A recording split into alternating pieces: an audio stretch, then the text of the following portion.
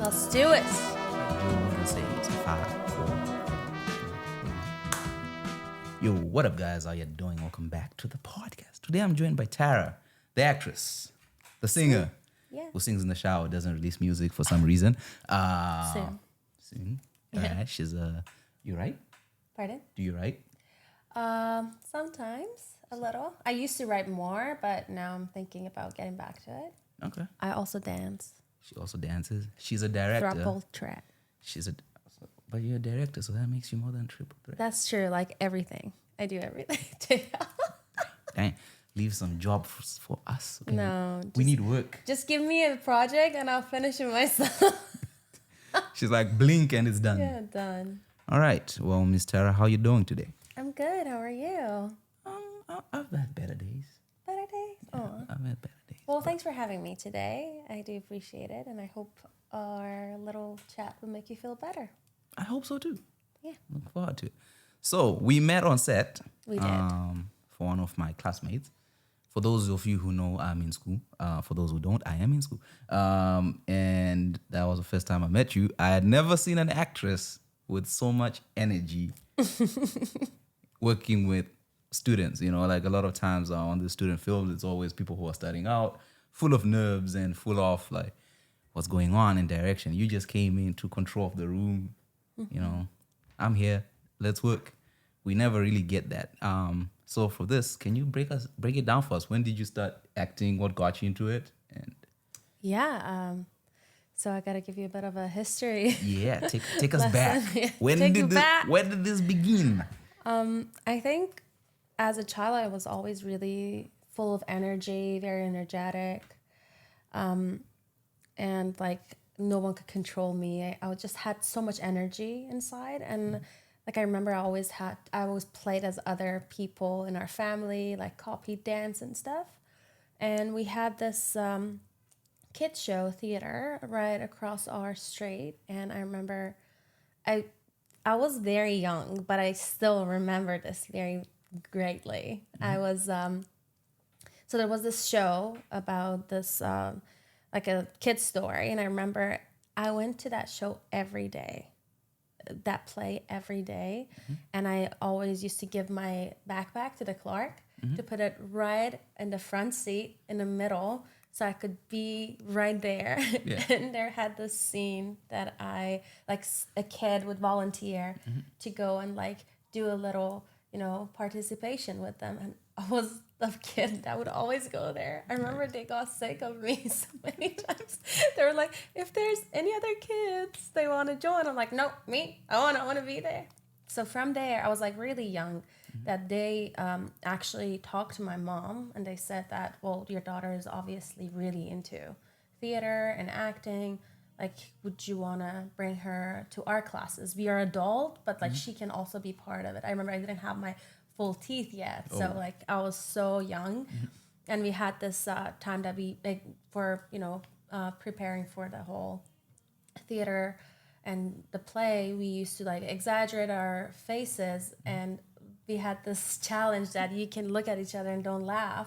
So I would look at everyone and don't laugh when they exaggerate their face, but whenever I exaggerated my face because didn't have the full teeth, it was such a funny picture. So everybody would laugh. So from there, I kind of just started doing theater as a kid. And it kind of got stuck with me and throughout school. Well, my backstory is I'm from Iran, by the way. And in Iran, when you are in high school, you choose your major that you want to study in university. And was lucky enough to be in the capital of Iran, Tehran. And there was only one school for girls that had drama as a major, because mainly it's science or biology or, more the things that people are into. And I was lucky enough that my mom found that school, and she told me that if you want to go and see if you like it, and then you can choose if you want to do this or you want to do science, because my principal really tried to get me into science. I was good at math, and she was like, yeah, you go to science. Anyway, that day I went in and I felt like this is home. I do belong here. Everybody's like me. No one's saying how loud I am or how energetic I am. Like everybody is like me. Yeah. So I started going to that school, and I finished high school with a diploma in drama. And then right away I went to university. So throughout school, we learned a lot. We learned acting, we learned makeup for theater specifically. And then I extended to private class with that same instructor and did the whole self makeup, theater makeup, and cinema makeup. So I got a certificate for makeup from there. Okay. Yeah. And directing, we had puppetry, music, dance. And I really loved the puppetry as well. We worked on this kids' play called Hamlet, the Little Prince of Denmark, which was a combination of Hamlet and the Little Prince. And I was so into it that I kind of kept it with me for years after, which I'm going to tell you later. Okay. Yeah. And so we did that. I got a lot of things done throughout school. A lot of my experiences are really just because those years, like they taught me a lot. Nice. Yeah. And then right after I went to university, I did a bachelor's degree in acting and directing. So that's when I started making my own short movies, editing them, because also I was assistant editor. Yeah, for a little. Yeah, I was assistant editor in a movie. Wow. Yeah, so my name was on it. It was really nice.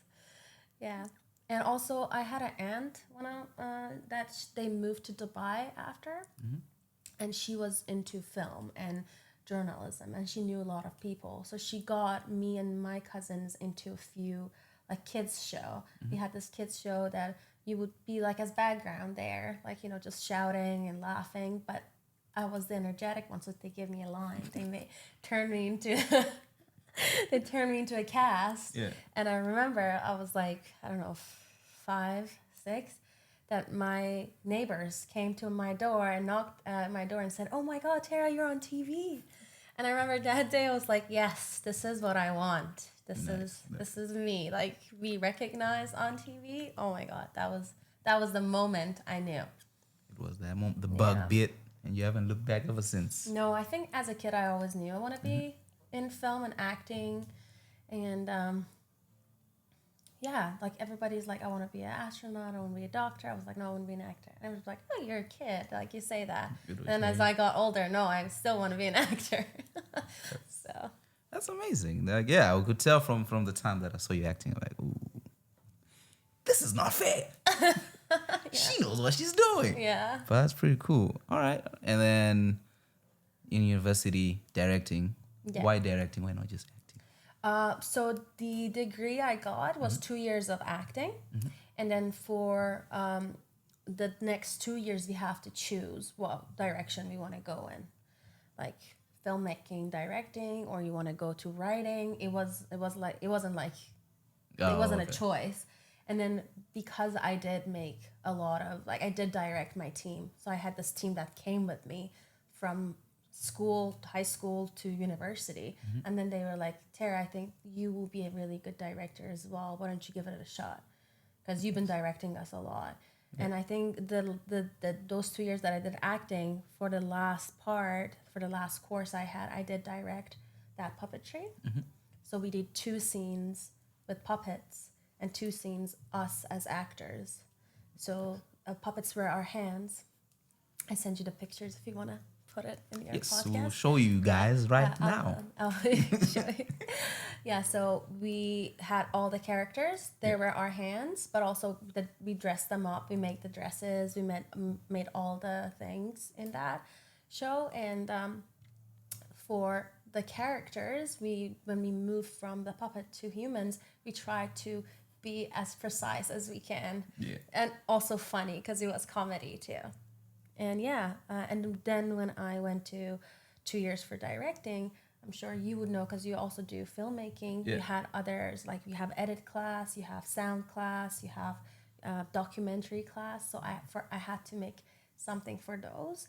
And I made a documentary about puppetry for my documentary class. And I talked to so many people because I had great connections since school, and we added some of that puppetry to our show as well, which I can also give it to you, but it's in Farsi, so No subtitles? we can add subtitles.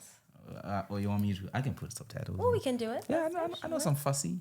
Yeah. Yeah, it's fun. Yeah. But that's pretty cool. Puppetry. And I sounded like this. Really? Yeah. So Ophelia was my daughter. I was her dad. Polonius, I think. And I was like, Ophelia, you are my daughter. How can my daughter be this stupid? What? Yo. I guess I do voiceover too. I mean, yeah, we would he's just say impressed. we would He's just say impressed. filmmaker, So right? yeah, Filmmaker. everything in film. Filmmaker. Anything you need, I can do. But honestly, right now, I'm more focused on acting. Yeah. Yeah, but that's pretty cool puppetry. I couldn't have imagined. Like, I think for a long time I didn't even know how they do that. Puppetry. Yeah. It's such an amazing world. It's crazy. I had this instructor, Mrs. Ansari. She's a very well-known director in puppetry. She does a lot of plays, and like her work is beautiful. Like she goes above and beyond.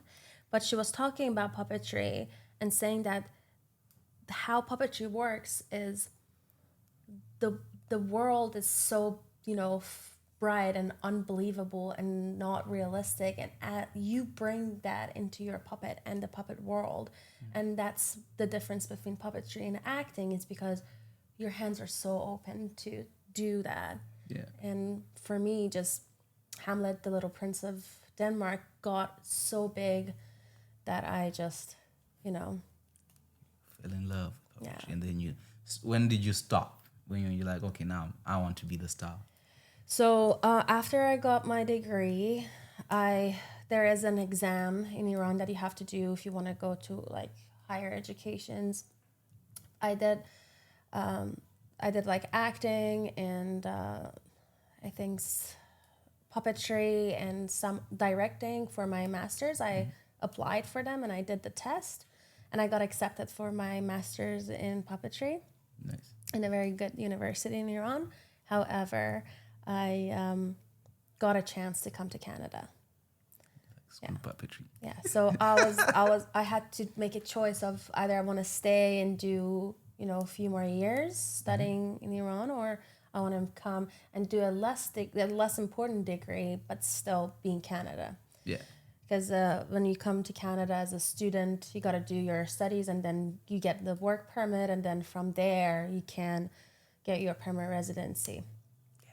So I chose Canada because that was my dream. I wanted to be an actor in Hollywood, and Canada was a great start for me to start, building my resume again. Yeah. And I came here and I did an art degree for 2 years in general arts. However, I did drama there, and I was lucky enough to have an instructor named Lindsay Parker. She was an amazing person, and she saw how much I love drama. So she brought a course for English that was drama included, and she got us this big book that was full of plays. Nice. And it was only me and another person in her class, but she did it because she knew how much I love drama. And then for that course, we were just reading the plays and then come to class and talk about them and write about them, which was just amazing. And she also had, so I was in Columbia College, and we had another department that was for students, for high school students. And she had an English class there as well, and she asked me if I would be interested to teach about puppetry to kids. Nice. Like, not kids, but, teenagers. Yeah. So I did 2 days. I taught them everything about puppetry, and we made puppets together. It was an amazing experience. That's pretty amazing. Never thought I'd meet someone who does puppetry, so this is fascinating. I grew up watching it. Never... Because, so which one do you do? Like, we grew up with, the main one would have been Pinocchio. Yeah. And then you'd have, when I saw what was behind, like, they would have the strings. Yeah. And then they do the dances. Yeah. And then there's the other one with the hands, with the... Muppets. Muppets. Yeah. Is that the same thing? Muppet is the one that they With do the with the hands. Yeah. And then I recently discovered that in movies, some of those like before CGI, it was also puppetry. Puppetry. Yeah. So I was Still like, is. still is. Yeah. Yeah. So I'm like, whoa, this is a big thing, and that's why I'm like, this is amazing because I just heard about this like this week. Like the guy was explaining, he did Jurassic Park. Mm-hmm. So they were talking about like we were doing puppetry for Jurassic Park, Yeah. but then there's a guy who came and was like, oh, I have a different technology that can help you. That he was able to, this guy copied everything they did physically, put it in the computer, and that's how we ended up getting Jurassic Park. Right. But then they're like, can you believe when people watched it, they thought it was puppetry? Like how, and then I was like, wait, what? How do you do that? Like, how do you make those dinosaurs? So that's crazy. They have a whole team. They work on it, and they're just all full of talent. Really, So it's another world. in your movies, would you incorporate it Maybe. when you're directing? Yeah. She directs herself. I do direct myself. I didn't know it was a big thing. Now No, it's not. It's like how many directors? How many directors? Well, there are a lot of actors who are actually directors as well. Yeah, but they don't direct themselves. Okay, fine. No, they are. They do. Like I remember listening to I did 2 master classes with these director actors, and they're like, yeah, it's a different perspective. But I was wondering, like, how do you do it? Like, blah blah blah. Okay, let's see. Let's see. Yeah, it's like you be the critic. You don't see yourself when you look at yourself on camera. You don't see yourself as you. You see yourself as an actor that is doing it, and you're the director. So you be like when you look at the actor, you give them some notes. Be like, oh, fix this and that. I like this angle more. Mm-hmm. So as you do that to yourself, but it's like harder because it's you telling you what to do. That's what I was like. Because I don't know. I'm not an actor. Don't you guys get in a mind space? Yeah, and then you get out of the mind space. I think the more you do acting, the more you learn that the acting part that you do when you get into the character, how to get out of the character and just look at yourself from, especially if you do auditions a lot, you have to be in the character, and then you have to get out of the character, and you have to look.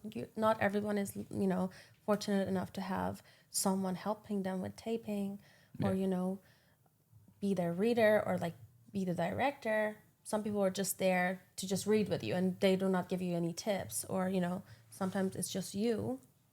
So you learn as an actor to just make sure to get out of the character, look at yourself, see if you like it, if this is something that I want to share with the world, if this is something that I want other people to see. Yeah. And that's how you learn. Like, remember on the film we did, on the short film we did, I had a lot of scenes that I cried a lot. I cried a lot that day. And I had to get out of the character every time we say, cut, or this scene is done, to get into another character, because it was another day. So yeah, I was there.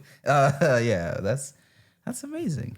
Because I guess that's what made it complicated for me, because I'm like, how do they do it? Yeah, you direct yourself, but I think it's practice, really. Okay. And also you having the you wanted to do it. Yeah. So for you as an actor, do you ever carry the character home? Is that a thing that happens? Yeah, I think especially when you're deep into the character, doing it for months or for a while, that character kind of stays with you a little. That's why I believe a lot of actors need a bit of time in between. But not everyone is fortunate to have that time. Sometimes you have to just jump from a show to another. Mm-hmm. So you have to come with techniques that you can get out of it. I remember when I started, I think I was in the first year of university, and I used to go to films all the time. The character I like, I would just get into their character without even be the actor. Mm-hmm. And I would just dress like them, talk like them. And it was kind of practice for me, but also I would force myself to get out of it too, just be myself. And it's just practice, really. Like if you have watched the show Jeffrey Dahmer. Yeah. So the actor does an amazing job. Like he says that he had to go into some dark places in his head to be able to show this character. You can't believe like after that show is done, this guy is just gonna go home and be like, oh, okay, another day, another life. Yeah. We're done with this show. I'm me again. No. Nope. He has to get out of that character. He needs some time to heal from all that trauma that he put himself through, right? Yeah. Because it's not like we turn it off. It's not like a button that be like, okay, I'm not Tara anymore. Who am I? It's me still. I'm just presenting as someone else. That's interesting. Well, that's because I've always worried in my writing, most of my characters, they're never, let's say they're not normal people. So every time I give someone to read, I'm always like, I don't know how far to push because Yeah. because I had a guy who I was like, you're going to be a slave today. Like, and he's one of those, what you call them, method actors. And he started to scare me. So I was like, bro, this is a student film. I don't have the tools to help you but then he was just like, oh, are we done? Cut. And then he came back to who he was. Practice, really. Yeah. It's practice that helps you with it, especially with dramatic scenes. Yeah. That's terrifying. But when you want to make a film, you want to make sure that you get the best actors you can, like the best emotions you can, as long as it doesn't hurt anyone, right? Yeah, but you don't want to push them. Fine, you have to push them. Have to. I I'm think working on it. actors, they push themselves a lot too. It's not like, oh, I'm just going to give you this little and see like what you do. They live that character too. For me specifically, if I want to talk about myself, I never like waiting for anyone to tell me, be more. Give me more. Also. I'm giving you all. No, not all, but different takes, right?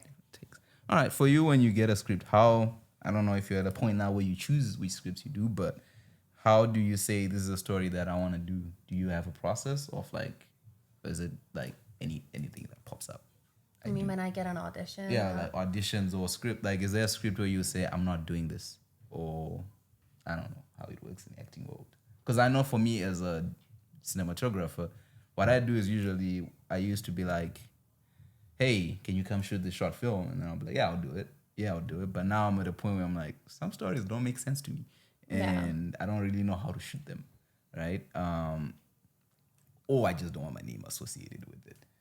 So I'm like, for you as an actress, what's your process when someone sends you a script? Do you ever go like, I'm not going to do this, but I'll do this? And what's your process with that? I think for me, it's about if I see myself as the character, if I can play as one, and if the character makes sense to me, really, and if like the writing is really bad, I wouldn't. How do you know the writing is bad? It's just when you read it, it doesn't make sense at all. You're like, who wrote this?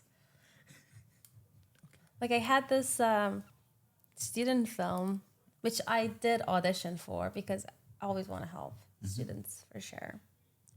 But my friend who was reading it, he was just pissed of the writing. I was like, who did write this? I'm like, I don't know. Let's just do it and get over it. But later on, thought about it. I'm like, like you have to let them know that the writing is really bad.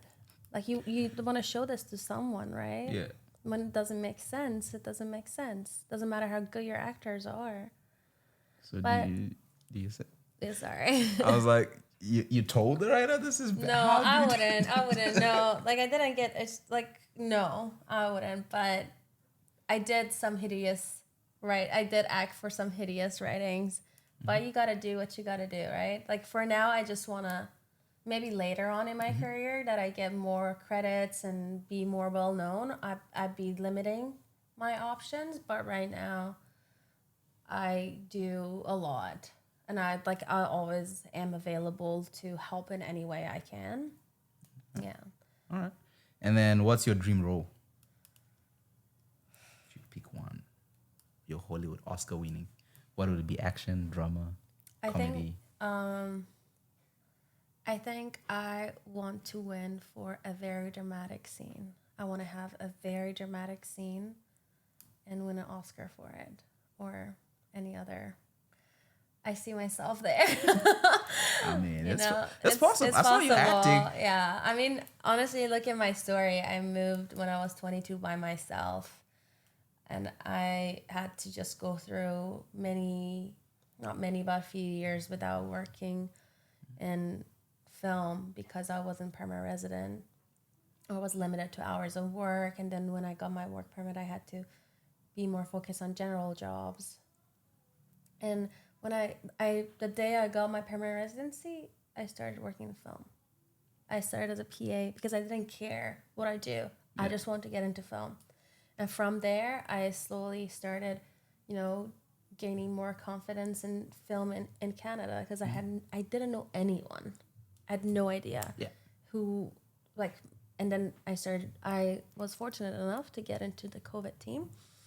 And although there's no COVID team and they didn't make us part of the union, but I was fortunate enough to meet a lot of actors, a lot of producers, a lot of directors, and also hair and makeup department. I do nails, so they saw my nails and they were like, "Oh, have you ever considered joining the makeup team?" Yes. How? Tell me. Yeah. So I've been doing non-union makeups now because of those connections I made. Or my acting coach, Deb Podowski, I met her on set and I saw her, just coaching our young actors, and I asked her if she has a studio, and because I knew her, I got into her class right away. So I feel very lucky for being in there, but I had to go through so much. That's brilliant. Amazing. It's crazy. When you see COVID people on set, you didn't think they have emotions. Well, to be honest, I wasn't on set. Wait. I was the first one I got as COVID was prep. So I was a prep lead. I had a van, so I would go to set and make everything ready. And then maybe I was on set a few times, but I wasn't like doing COVID stuff. Yeah. And then I would come and take everything. But there's two other shows that I did, which were like months long. I was an admin for testing cast and hair and makeup. So I was at circus with people I want, like with actors, with all the people, and we knew each other because we worked together for almost a year. And actors, I was just so lucky, man, so lucky. I don't know if I can say this. I mean, don't say anything that gets us sued by Disney now. I don't want Disney problems. Okay, let's say that I met an actor on set. I'm not gonna say what show it was or who the actor was. That I work with, and we were like I'm really good with actors because I don't want them to feel, like fans are here or anything. I just want them to feel comfortable, see me as, a friend. And like I'm always giving them smiles, try to be my best. And I can say this now because it's out The Rise of the Pink Ladies. I was cast tester, so I knew all my cast name. We had 200 plus cast because we had dancers. We had a lot of cast, and they always like at the end when we said goodbye, they were always like, "Thank you for being so positive. You were the first person we saw every day. Even though testing is not fun, you made it fun for us just with your smile." And that was That's amazing. so beautiful. I have some of them on my Instagram. We're friends, and they were pushing me to get an agent, be an actor. I remember I was on set one day, and one of them was like, "What are you doing out there? Come join us." Or one of them was like, "Just, sneak in to set and just, act. Do you?" They were fun. Anyways, back to the point. On the show that I will not say, and the person shall not be named, I was working with for around like 2 months now. And I just realized that when I was in Iran in my university, during the directing part, I had this professor who was obsessed with this movie. And he was just telling us all about how great this movie is, how good the actors are, how, this is just showing the reality, or, he was just in love with every part of this movie. And he made us obsessed too because like how good he was talking about it, and we watched it. And I remember when I was watching it, I was like, can I one day be one of those actors? Can I actually work with those actors? Can I actually be in Hollywood? Would it be possible? And I told that story to that actor, and I told him that I started crying because I was like, I just feel so moved by the fact that I'm here today. I'm not an actor, but I'm working with you.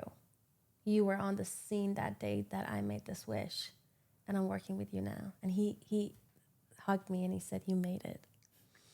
It was, Wow. yeah, it was a very emotional scene with him. Yeah. And it was very heart to heart. It wasn't like I'm not trying to impress him or anything. I was just telling him my story. When I met him, I was like, can I tell you a story about myself? And he said, yeah, do it. And then later on, I heard like he apparently lost his dad that day or day before, so he was really in a bad mood. Me telling him those stuff really made help. Yeah. Okay. Yeah. Unnamed actor, if you're watching this, Yeah. you met The her actor there. shall not be named. The actor who shall not be named. Yeah. I know you're watching my podcast. That's all you do. Yeah, he's a big fan. That's amazing. That's amazing. Well, the good thing is you are what, 2 hours? Is it 2 or 3 hours from Hollywood? I think it's by flight. It's 2 hours. Yeah, It's yeah. 2 hours. Close. Man, it's overrated. It's not. Yeah. You're in North Hollywood. Well, honestly, I may not get a lead role in Vancouver, but I get a lot of after number 4, 5 here in Vancouver that are LA based, which is really good. So you fly. Yeah, No, you don't fly. They film shoot here. They film here. A lot of Hollywood movies are filmed in especially LA movies are filmed in Vancouver. Vancouver. Well, Yeah. So Grease, The Rise of the Pink Ladies. yeah, I had a lot of good stuff about that show. Yeah. A lot of cast and dancers were from Vancouver. I think you are if you're not the 5th person who I've met who's like, we were on Grease, Rise of the Pink Yeah, Ladies. a lot of people were This on was an Grease. amazing show. This was an amazing show. I'm like, I never got on Grease. Actually, one of the T-Birds, which is one of the main characters, he is also from Vancouver. His character's Potato. I haven't watched it. So, is it good? Have you watched it? It's good, but they took it out. What do you mean they took it out? So let's be political a little. Oh, No, it's just Paramount. Where apparently they said that there's not going to be any season 2. And they took it off stream. So now everyone is trying to find a new home for it. Yeah. Okay. Which is sad because a lot of money, a lot of time spent on that. Welcome to showbiz. Yeah. I love Showbiz. showbiz. The business. You spend half of the year on something and then poof, it's gone. Damn, so I can't watch Jinx. it. Yeah, I don't know where you can watch it now, but I just loved the musical. Oh, it's a musical? It's a musical. Well, it's a prequel to Grease, the movie Grease. Is that the one with George Clooney? Damn, man. Don't share this. Is it? No? It's been a minute. Okay. Yeah, it's fine. It's fine. Yeah. All right, no. cool. Moving on. So, acting. So, you've been acting here. Yes, for years. And I started to get an agent here in January. Nice. So I've been auditioning a lot and I've been training with the Podolsky for almost a year now. Okay. Yeah, she's amazing. And how's the auditions going? Especially doing the classes with Deb, it really helped me to get my confidence back. Recently, because of the writer's strike, it's nothing really happening. Damn, I forgot. Sorry, I'm a cinematographer. It doesn't really affect us. Yeah, it does affect everyone. It affects everybody. And apparently, there are a lot of agents dropping a lot of their roster because of the fact. But I'm lucky. My agent likes me, and I've been auditioning recently for commercials. Oh yeah, Not a lot of film is happening right now. Yeah. man. The writers. Yeah, writer strike and also actor strike is coming too. I think they're extended to July 12th now. Yeah, I've heard about it. Yeah. It's interesting to see what will happen because interesting. It's an I think interesting something battle. good will come out of it. This time might be hard for everyone, but they're trying for better things for us and themselves. So it will affect everyone, not just them. Yeah. It's just the fight now is you're fighting tech giants. You're not just fighting TV. Yeah. Right? You're fighting Apple. You're fighting Netflix. You're fighting. True. So it's and those guys are well known for just bullying everybody. Mm-hmm. So it's gonna be interesting to see where it goes. I mean, I'm about to graduate, so let's get this sorted out because I need work. Same. I need to book something, please. Let's get this sorted. Yeah, I need some on set On set experience. to be famous, please. So it's just fame. You can just go on the internet and just be like, "Hi!" and No. boom. When I say fame, I don't mean that I just want to be famous. Famous actor. Yeah, I want to be a great actor, and I want to be someone that people would know for my characters, for what I bring to them. Yeah. Well, that's pretty cool. And then you moved here at 22. How was that journey? How was the immigration journey? Oh my God. Still cannot whenever I look back, I'm like, damn, who was that girl? You are a badass. Yeah. I did it by myself. It was very hard. Well, I always knew English because I started learning English since I was 6, and I was fortunate enough to travel a lot during my time in Iran. So I did speak English a lot. But when I moved, still there is a cultural shock, for sure. And the first 2 weeks you're like, oh, I'm traveling, nice city, and then after a month, 2 months, 6 months, you're like, oh, it's starting to sink in. I'm actually living here now. Yeah. This is home. Yeah, so I do love this place. I've never been back to Iran since I moved. I moved in 2018. When I said goodbye forever. My mom said, go and never look back. I waited 6 months for my student visa. It usually takes a month or two. So 6 months, can you imagine how hard it was? Those moments I was waiting. It's just those months. Every month you get, you'd be like, oh, they're not going to take me. It's over. Yeah. It's like, I cannot reach my dream. That's it. They don't know. I can't. And then when I get the yes, I think I left 2 days after. And my mom was like, look at me. Do not come back. Don't cry. Don't say you miss anybody. I'll come and visit you. You go. You go find your life. You go find yourself. Nice. And it was tough because my mom is really tough on me, and I do like that a lot. She made me the person I am today.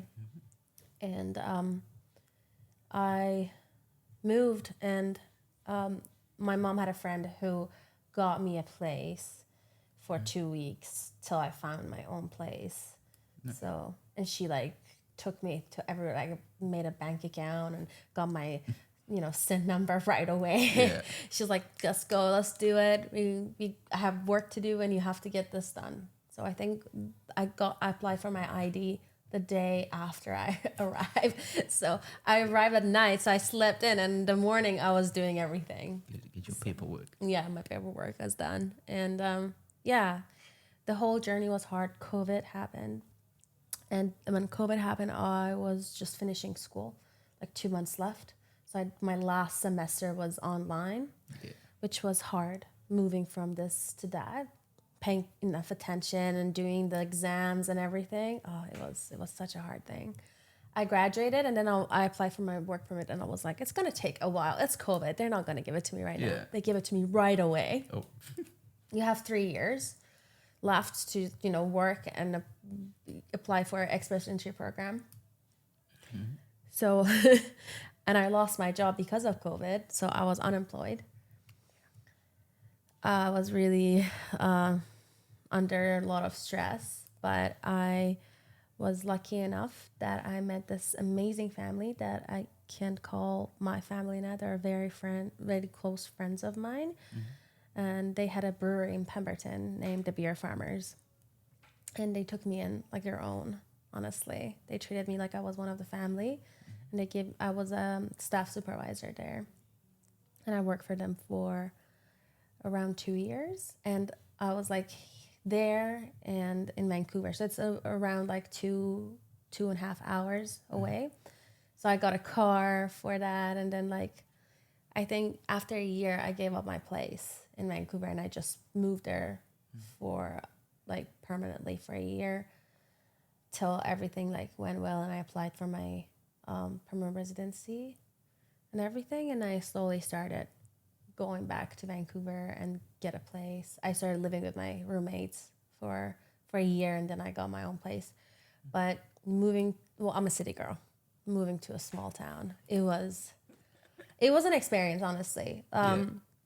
Bruce, the father of the family, was telling me that the experience I had during this 2 years is exactly like when like a person goes to Europe for a year to experience everything, you know. Yeah. It's just so different. Yeah. I was the only Persian person in Pemberton, and I know everyone. I got so many good friends, but none of them were Persians. I had some Persian customers coming in and be like, "Oh, are you a celebrity or something? How did you get a job here? And you can't really, find any Persians here." So I'm like, "Yeah, I know. I was really fortunate." So yeah, I did brewing with the head brewer, which was the mother. So I made a few beers with her, which was a great experience. I did like canning, so I know everything about beer. And during those 2 years, I really gained a lot of knowledge about actual beer. Yeah. And what, Into it. yeah. You know why it tastes disgusting? And the place is beautiful. You should put it down below. Okay, you should go to.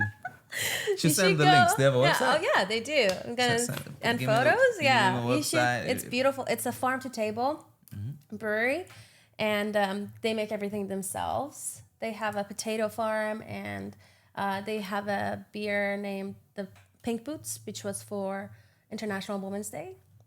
Nice. And they made from their own potatoes, and they have a food truck that also is all from farm to table, which is a great experience. And they have a beautiful view of Mountain Curry, which is beautiful as well.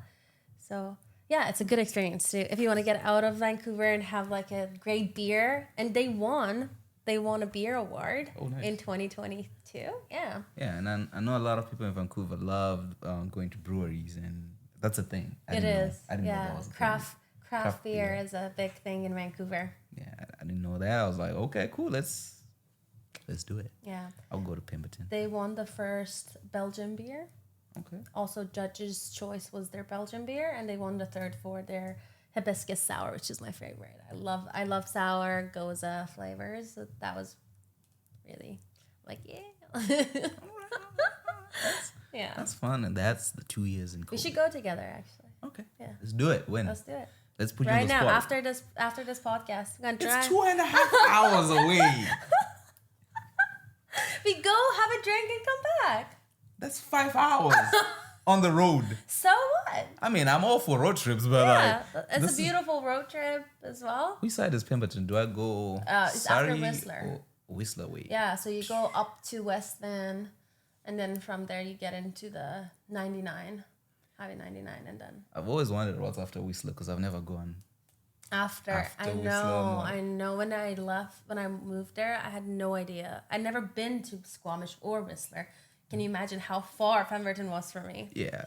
Yeah, it was a great experience. Wow. Yeah. 5-hour road trip for beer. I mean, the commitment. I respect it. But that's pretty cool. And then you finished, then you came back to be a full-time actress. Yes. So I moved back in 2021, and I started working in film again.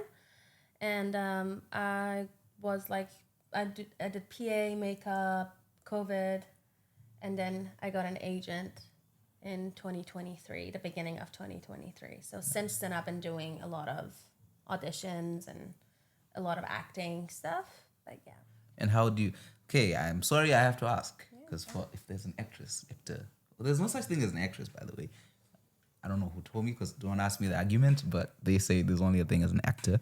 The question is, how do you deal with rejection in your field? Oh my God, it's such a big thing. I think it's something that would happen to any actor. Doesn't matter how good or bad you are, doesn't matter, how many years of experience you have. The thing you have to learn is that you are a great actor, you have a great personality, but not every role fits you. Yeah. You can present yourself, but it really depends on the director, on the casting team to see you as that character. So when you get rejected, instead of blaming yourself, which you do, obviously, especially in the beginning, everybody's like, oh, I hate myself, I'm such a bad actor, You just have to understand that there's nothing wrong with you. You were just not a good fit for the character. You didn't have the look they were looking for. You didn't have, the personality they were looking for. But your acting method, it's good.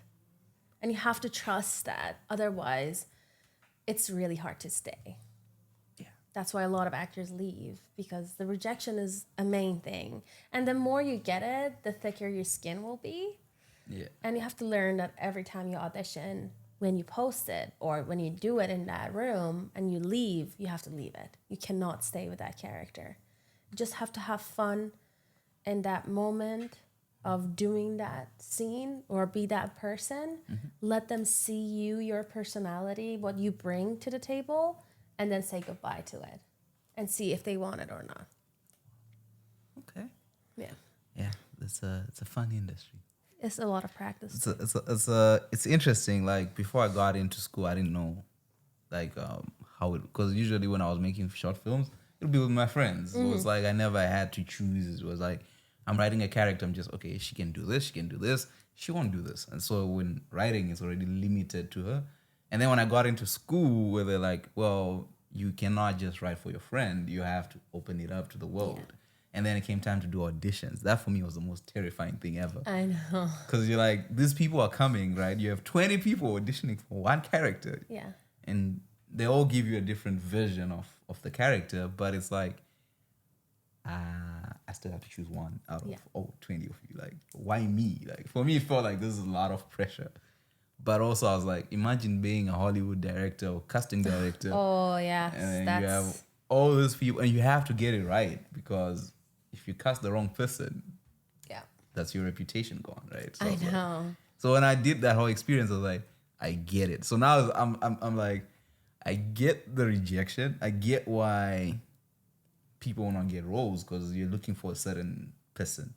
But also I'm like, I get it for the actors where it's like, this sucks. Like that thing of audition after audition after audition. But then I had a friend who came on the podcast. His advice was just do it for fun. Do it for, I don't think he said do it as a practice, but his thing was just go in there and do the job, and then go out, go do the next one, and keep working at it. But it's like you see 20 versions of that character and you have to choose one. It's quite hard, but you have to go with your gut feeling, right? Which one seems more like that? When I auditioned for that role that you were a part, I don't know if you were there for the audition day or not. Probably I was there. Was it on a weekend? If you came Saturday, I was there. I don't remember. I don't remember exactly, but it was me and another girl, and I actually sat in the room because I was able to. They let me to watch her, to see how she does, and I looked at her, and she was doing her thing, which was beautiful, and I said that was a great acting, but that's not how I do it. So I did it in my own way, and then they chose me over her because they liked my way better than hers. Not saying that I am a better actor than her, right? I just put myself into it and she put herself into it, and they chose which one fits better. Yeah. Like this, it's a tough Although one. I killed it, though. I killed it. She destroyed it. I don't know if the director will post it. I mean, we have to. Yeah, I gotta get that. I need that for my demo. I did so good. It's a whole different conversation. I'll bring him on the podcast to explain himself. But no, you guys did a good job. Like, I remember watching it. It's one thing to be there, and then it's another thing just to. So for us, the way we did it in school is the edits. I was there from the first edit to the final thing, and you're just seeing it. You get to a point where you're like, okay, enough of this. Yeah, tired now. But the acting is always like, it's there. Like, you could tell the performance, and then you could tell, like, for him, the editing was easy because he didn't have anything to cut from. So you find for most of us, you're like, oh, the performance here is good, and then the next shot's performance is bad, so now I have to cover for that. But with yours, I felt like he didn't have those issues. Aww. I felt like he had one issue because they messed up the dad, because the dad was doing some of this stuff, which didn't make sense for the tone of the movie. It was more of, okay, let him just chill, not. So he had to like find a freeze frame where he's just sitting and doesn't move, because your character was not reacting to the. It's like, he was like, he was like, come back to me. It's like, don't do that, like, just that was put kind your of hand. So I think that was his own thing, but like, in terms of his two main leads, like, the acting was on point. Thank you. You guys, like, there's a moment you guys hugged. It's like everyone goes, oh. Yeah. So, just for more info, I was a daughter, and most of my scenes were with my mother. We were the only two people who had dialogues, and we look very different. Yeah.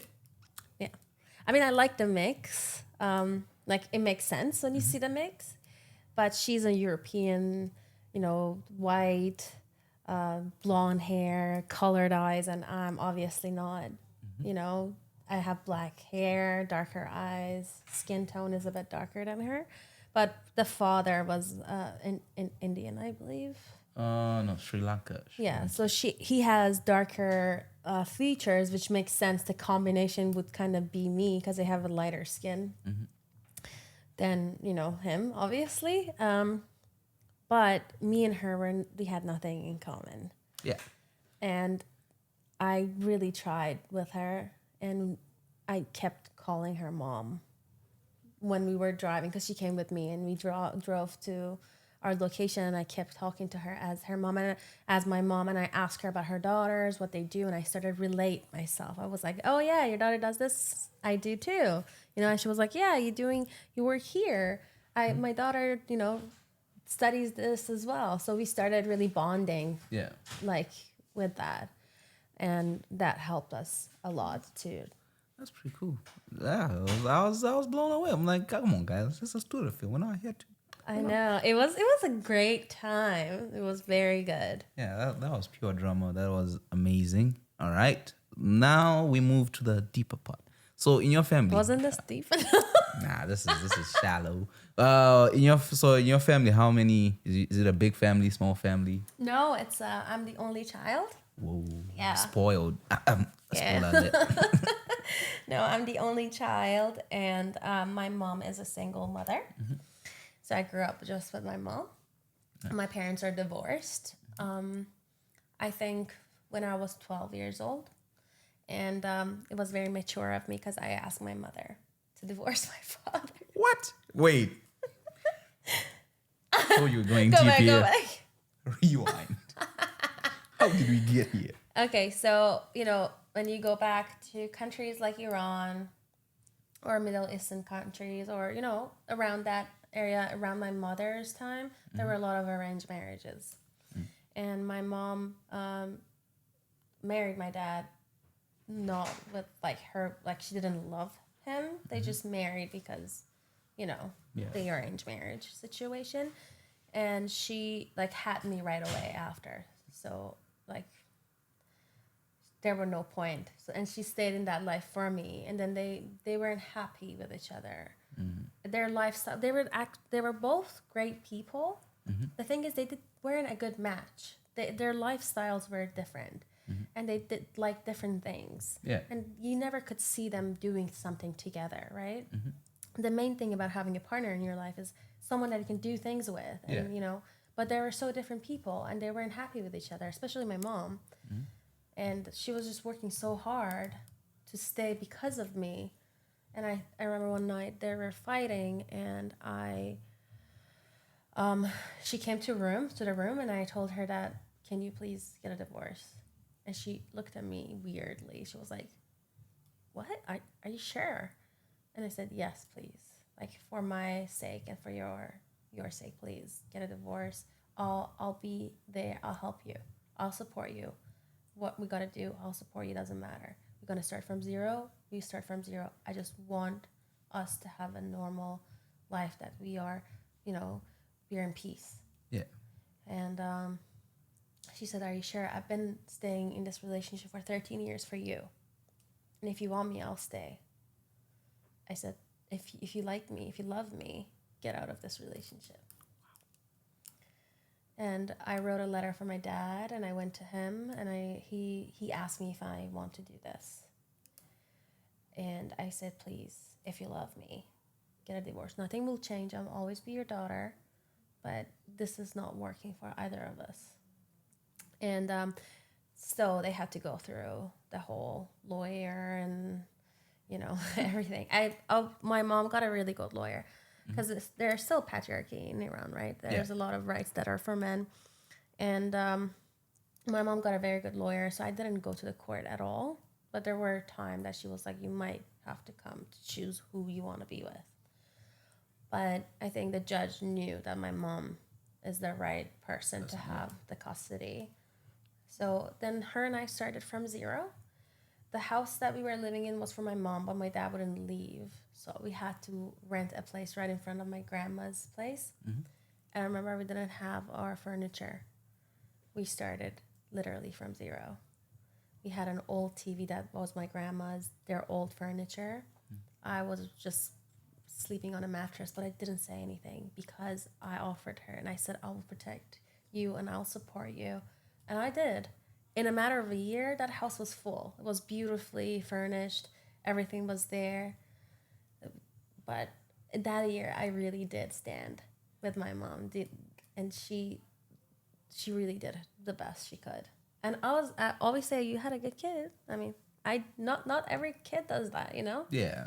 That's Yeah. 12. 12. And then she bought a new house, and we moved there, and she sold the house that we were at with my dad, because I didn't want to live there. Yeah, so from there it was all going up. But I had to be an adult. I have to be mature so fast in my life. I really didn't have that much of a childhood, which sometimes is a good thing, sometimes is a bad thing. Yeah. But yeah, I think it made me the person I am today. I'm a fighter. I'm a very strong person. I'm very independent. And I really do. I'm proud of that. It's amazing. It's a good story to tell. Yeah. Yeah. It's an unbelievable story. You got so lucky. Like, how 12-year-old. Yeah. Get out of here. What you talking about, child? But that's nice that they both listened to their child, and I think that's a. I think my mom mostly. My dad was still a bit stubborn, wanting everything, wanting me. But I wrote that letter. We're like, just leave it, Dad. Just leave it. I mean, I don't know what he went, but that must be hard. Like, yo, damn. Whew. Okay. To my future daughter, do not dare. It's a fight. Chose your partner wisely, so your kids don't have to do stuff like this for you. Your kid shouldn't be the wise person in this. That's the thing about kids. They're allowed to be kids, and they have to have that time to just be kids. Be kids. Yeah, that's amazing. Okay, I mean, yeah.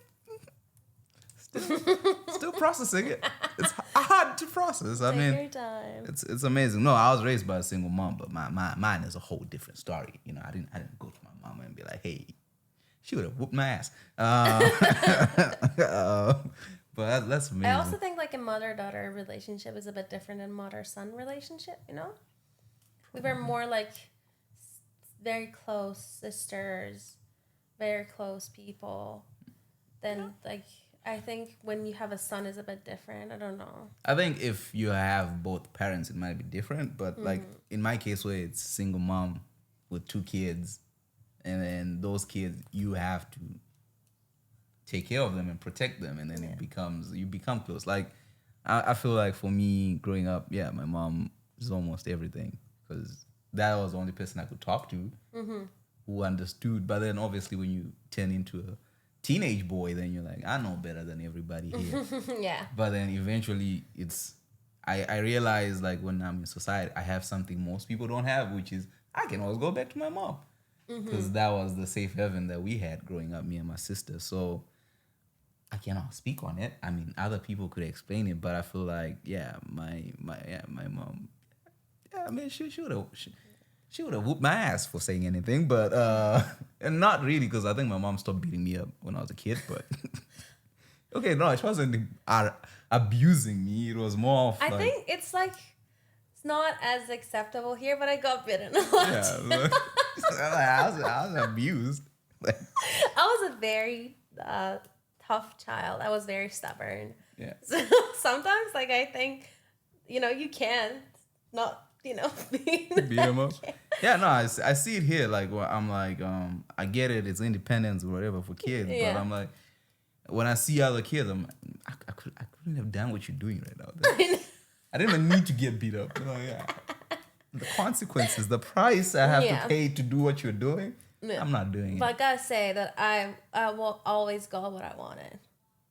I was very stubborn, and when I wanted something, I want it. Yeah. Yeah. And my dad always used to say, as a kid, whenever I saw danger, I wouldn't walk. I would run. Ooh, yeah. So, You're one of those, huh? yeah, I was one of those. That's- You could see, like, on set, I was so energetic. Like, oh, that one. Yeah, even though I was crying the whole scene. That reminds me of my friend. He has his first daughter. He's like, you wanted to call me? He's like, bro, I've been trying to call you, but every time I pick up my phone, The kid. she's over there. I'm like, yeah, I get it. focus Yeah. on your daddy issues. But, I'm coming. But I gotta say this, that my mom was a very independent woman, and because she had her independence, we were able to build what we had. A lot of mothers, especially in Iran right now with the situation, they don't work and they're dependent on the man. And when they divorce, it's like they don't have anywhere to go to, right? Yeah. They have to start from zero, basically, even for work. But my mom, she already had a great position in the bank, and she was an independent woman, and she had enough money and wealth. So I was very lucky. But she was a tough woman. That's She amazing. was a very tough woman. I mean, she is still a very tough woman. I love you, Mom. The similarities in Yeah. our story is just freaking me out because I came here in 2018. My mom works in a bank, and I'm like, You were? Yeah. Oh, really? yeah. So I'm like, this is getting weird now. The only difference I didn't go out to shoot. Nah, I'm playing. My mom would. I used to say whatever I wanted to my mom too. Like she allowed me to express myself. She hated when I wouldn't say anything because I got in a phase where I was just writing. This is how I feel, and then she's like, "Nah, stop that. Like, talk." And then that's what she was like, "Oh, you're writing because you like writing. It's not that Yeah. you don't want to speak." But then she's like, "The world will not treat you fairly if all you do is write. You have to express your emotions. You have to do this." I'm like, Yeah, totally. No, my mother and I did have our own issues, especially when I was a teenager.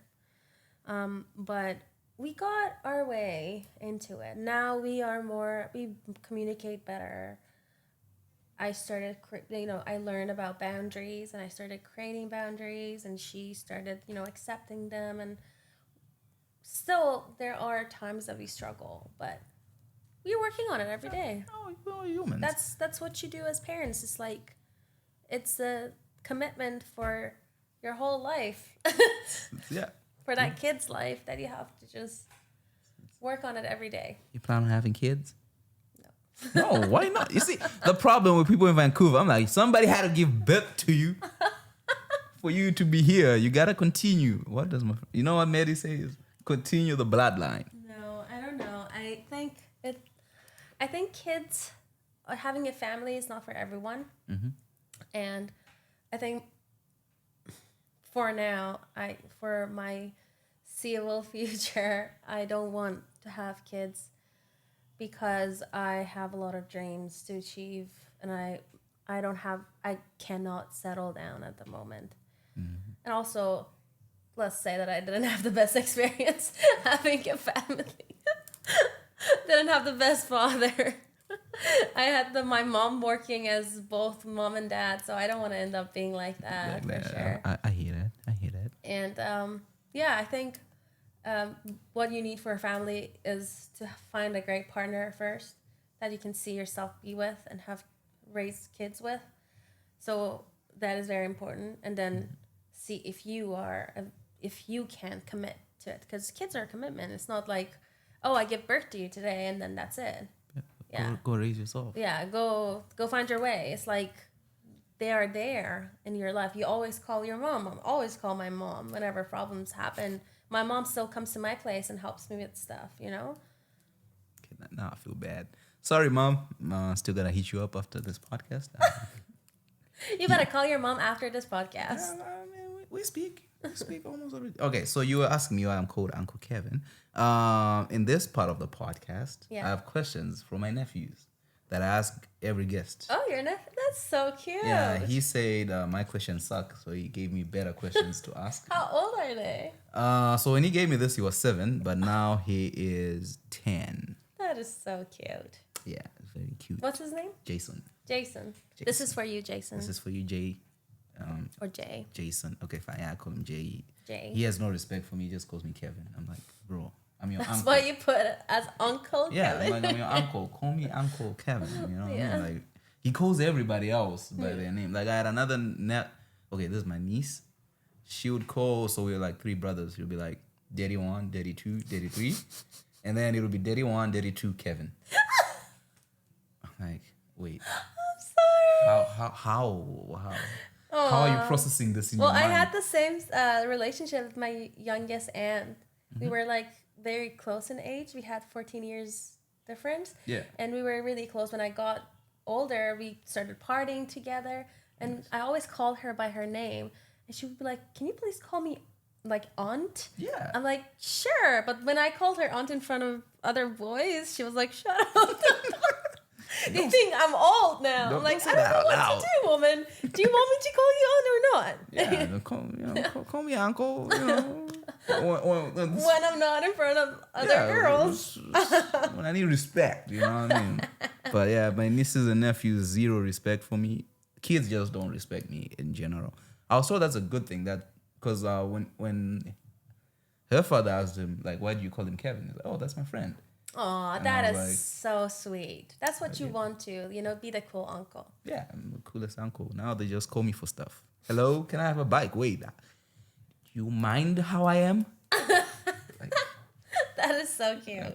I do want to be a cool aunt, though. Don't want to be the mom. I want to be the cool aunt. Right? Well, I mean, I'm learning this in Vancouver. A lot of people are me. They're like, nah, I'm not doing that. Not being a parent. I'm like, wait. Nobody's giving birth. Okay, we're gonna have a situation where we're very old and there's nobody. I hope someone is paying attention. I think there are enough children on this earth, though. Like, there are so many kids that you can adopt. You don't have to have your own kid. There are so many kids that need a home right now. Just encouraging. 5 kids per person. I'm just saying. But I get it. And then, you have 5, you adopt 5 more, and then that's a full household. I do think, like, at some point in my life, I might adopt a kid, when I'm becoming rich and famous. When and I you're have, like, a Hollywood. big family. I'd be like, yeah, I'll just have 3 kids from this adoption. Nice. Okay. You never know. Never know. Never know. We'll keep, Not for now. we'll let's keep say. watching. Yeah. Okay, when she has kids in the next 2 years, people No. just call it. No. Uh, No way. So our You're gonna first see me on the red carpet in 2 years, with a maybe. baby like Rihanna. No! You know how Rihanna showed up to the thing with a baby and a pregnant. You're like, wait, what? She's amazing. She is a queen. Queen. I mean, she didn't have to fake sing at the Super Bowl, but cool, Queen Rihanna, we love you. She's amazing. You broke every man's heart by getting married, but I'm not involved. I'm not Not me. Nah, me? Nah. I mean, you could have waited, you know. You should tag Rihanna. Why, Rihanna? Why? Yeah, like, I mean, good for you. I'm happy you're happy, you know what I mean? Like, that's love. Love is you want to see. You never know. Yeah. Never know. The future might be bright. Yeah. Does she have a sister? Just say. All right. So the first question is, for what in your life do you feel the most grateful? I will feel the most grateful for my mother. My mother is the best thing that happened to me. She helped me to be the person I am today. And everything I got that today I'm grateful for is because of her. So the source is her. If I'm, independent, if I'm, so focused on my dreams and wanting to get there, it's because of her and the possibilities she gave me. That's amazing. I love you, Mom.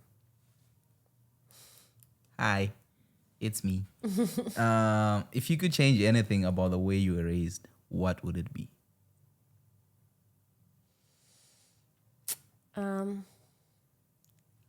I don't really mind not having a father. I wish I was in Canada or America. Instead of coming here when I was 22, I wish we had the same situation here in Canada or in America. So my mom and I would have our home still, Yeah. And I always tell these Canadians, you don't know what you have. yeah, exactly. Well, it will show you what you have. What is the greatest accomplishment of your life to date?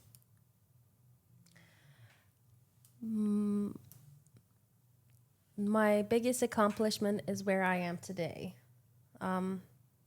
Throughout the whole struggle of moving from another country, finding your own place, being an industry you want.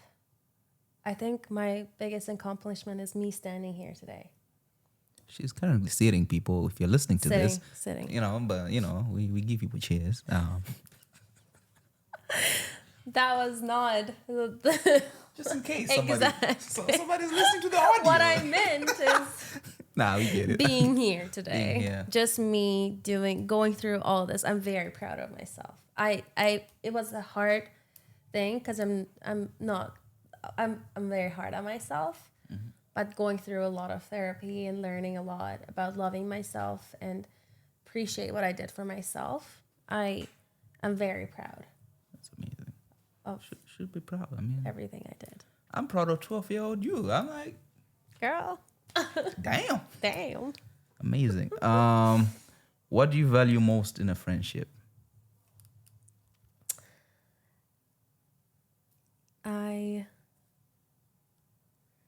Patience. I think friendship has a lot of ups and downs. Mm-hmm. There are good days and bad days.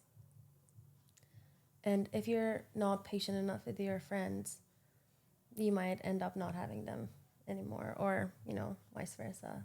But I think patience is important because you have to learn that they are their own people too. And my best friend lives in America, and we talk once in a while, but she's still my best friend. Hey, bestie. Her name is Shabby. Shabby, if you're listening to this, I love you. You better be. And I miss you so much. Yeah, sorry. We took over. Yeah, she'll stop missing you. Like, give her a week. All right. That's pretty cool. All right. Patience. And, okay, what does friendship mean to you? Friendship to me is choosing your own family, having the option to choose the family you want to have. I don't have siblings, but, when you are living with siblings, it's like it's not your choice. Yeah. They are your siblings, but friends, it's your choice. You can see their values, what they're looking for, what they want, especially as you get older. Like when you're younger, you're just like open to anyone. Yeah. But now as I get older, the friends that I have are the ones that share the same values as me. And they want almost the same things as me. Honestly, I think I used to live with roommates, and one day, they saw me going through the whole being new in film industry and being so eager. And every time I got a promotion, I'd go home and I'd be like, oh my God, I'm like this now. Like I get paid more. I get like to see these and that. And both of them, there were a couple, and they sat with me one day and they were like, you're so inspiring. Just looking at you, thriving like that, being so eager on your dreams and going for it without even thinking about rejection or not getting it, is so inspiring to us right now that we kind of feel like we got to do something for our lives. Like one of them was in tattooing. She wanted to start doing it and started, going for it more. And it was the most beautiful moment in my life. Yeah. I was like, I am their friend and I made them feel that way. Friendship should be this way. Not saying that friends don't have bad days, There are days that you are depressed and you have to be there for your friend, or they will be there for you. But I think we just have to lift each other up as friends, not put each other's down. Yeah. Talking to you, Leslie, you hear that? You. Okay, the next question is, what's something that people seem to misunderstand about you?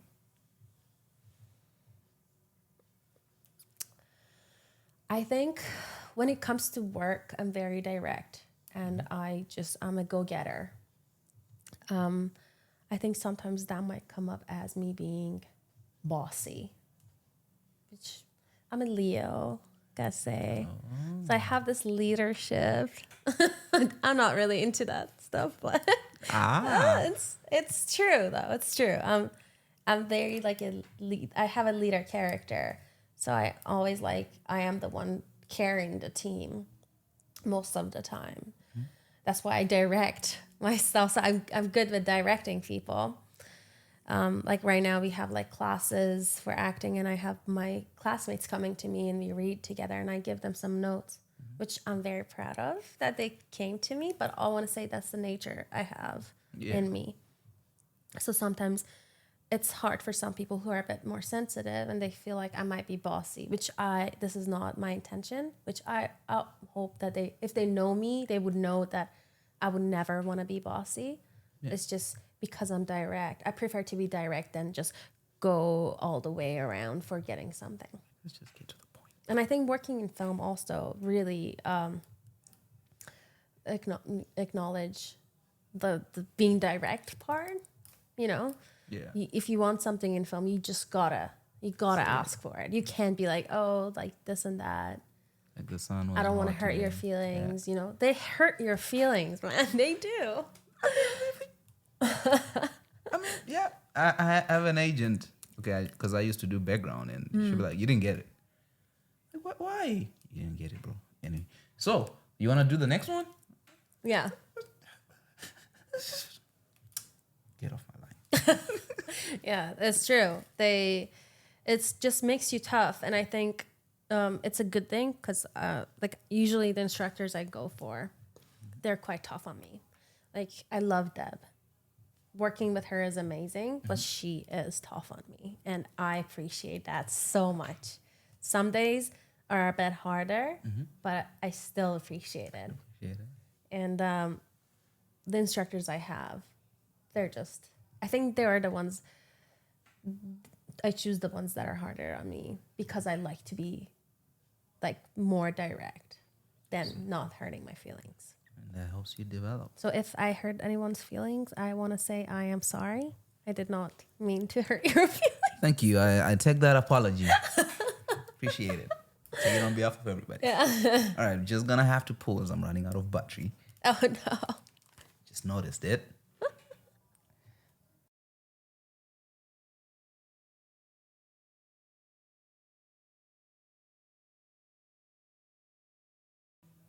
If you could turn back the time and talk to your 18-year-old self, what would you tell her?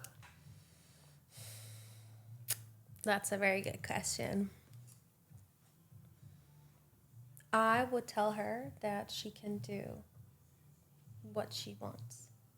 Her dreams, she can do it. Never, ever doubt for 1 second that you're not capable, because you are more than capable. And you can be the person you want. That's amazing. Hey, 18-year-old. Hi, 18-year-old Tara. What is the best compliment you have ever received? I think acting is very important for me. So when people compliment me about my acting, it just makes my day, really. Just people saying that I am a great actor and I will get where I want is what I really want to hear. And when I hear it, I just... Every time you talk about my acting, I'm like smiling here. I should have said that was the worst shit I've ever seen on this planet, dog. No, I'm playing. That was amazing. All right. Winning, Oscar-winning performance. Oscar. Please Oscar share it. I need to get that. And the Oscar. Do you watch a lot of movies? I do. Who's your favorite actor, actress, actor? Oh, that is Pick so one. hard. No, Pick no. one. Okay, who's the most recent that you saw and you're like, this performance is amazing? Recent. Have you watched the series Black Mirror? No, I should, but no, I haven't. There's new season is beautiful. The actors are just so on point, and a lot of them are new actors, and you just be inspired by them. So beautiful, so well done. It's just amazing. I love everyone in that show. I recently finished What We Do in the Shadows. No idea what that is, but it sounds... So there is a character named Nandor. He is he's an English character, I think New Zealand, but he's Persian. And I had no idea because the accent he uses is not a Persian accent. It's just a made up accent. It's so fun. You should watch it. It's such a fun show. And also, having said that, I am obsessed with vampires. So I always wanted to come to a country that their vampires live and become a vampire and be forever young. So if you have a vampire and know a vampire, please call me or text me or whatever. I'll be there. I need a vampire. The Vampire Diaries? Did you watch it? I think Team that was... Stefan here. Was that not shot in Toronto? Team Stefan here. Oh no, I'm Team Damon. I loved Stefan. That is my perfect man. That was the man I fell in love with. How? He is just... What? He was bad. You don't get it. Stefan was the good brother. Damon was the good brother. No, Damon was the asshole one. I'm sorry, excuse my language, but... Damon saved Elena. No, Damon loved Elena. No, he stole Elena from Stefan. Who met her first? Stefan. See, go watch your... It was Damon at the day of the accident who made Elena, and then he made her forget him. For his brother. Sure. For his brother. But still, the love that Stefan had for Elena was just... And he's such a good-looking person. Paul Weasley, if you see this, I love you. I really love you. Hey, Damon Salvador, if you see this... We're two different teams here. You're my guy, especially when you're with Bonnie in the funny place with the... I love Bonnie. She's amazing. Yeah, when there were only two... their characters were just by themselves. No one else existed in that world. For me, that's what was cinema. Well, I was like, this is amazing. If you can have two people in a room talking, and you can have me watch it as a kid. Yeah. That was amazing. I was like, that's... And then I realized that's what movies are. It's just two people talking. But yeah, anyway, so Nandor. Go back to the main topic. Nandor. Apparently he is Persian. And there are scenes that they are getting reunited with their ghosts because they are vampires. Yeah. And their ghosts have something like unfinished business and they have to finish it to go to the light or whatever. And he starts speaking Farsi, and that's when I realized, oh my God, now there is Persian. So like it made me even more excited to watch the show. And then they added a lot of like they have a lot of actors and actresses coming and speaking Farsi. It's really beautiful seeing that like people there in Hollywood or right there talking Yeah. in your language as well. And you see, oh, it's possible if they're there. Maybe I can, Yeah, you can. Anything is possible. Easy. Yeah. Farsi, like, man, what you talking about? I'm trying to remember the first. It was my teacher who shall not be named because she was a good person. And then I'm trying to think, what did I just watch? Where's this girl from? Did you watch Extraction 2? No. What are we talking about? This session is over. Did you watch Extraction 1? Did you ever watch any extra? Okay, let me just Google her before I put myself on blast on the internet and the people come from me, because I'm pretty sure she's from Iran. Who? Extraction 2 cast.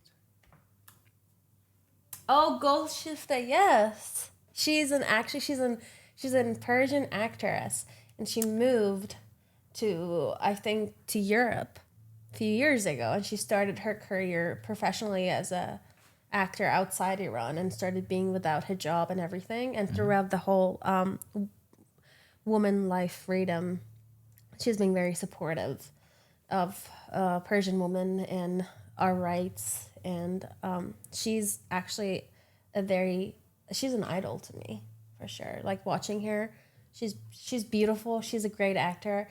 And also, oh my God. Yeah, she's amazing. She's amazing. See, I know my Persian actor. My Persian actor. I think my teacher as well was. I'm not sure. That's why I don't want to put this on the internet. But I think she's from Iran. Like she does documentaries, so she goes back and shoots documentaries and stuff. Interesting. I did a workshop in Iran with Golshifta's father. Okay. Yeah, but never with her. Oh, if you're watching this, Golshif, hi. I'm Kevin. I'm Tara. I write action movies. Maybe one day. I mean, your performance in Extraction was amazing. Yeah, there are so many people that we have to tag under this podcast. We talked about so many people here. I mean, yeah, it is what it is. Don't be talking about us. Okay, so I removed number 9. I don't know why. What is your biggest failure and what did you learn from it?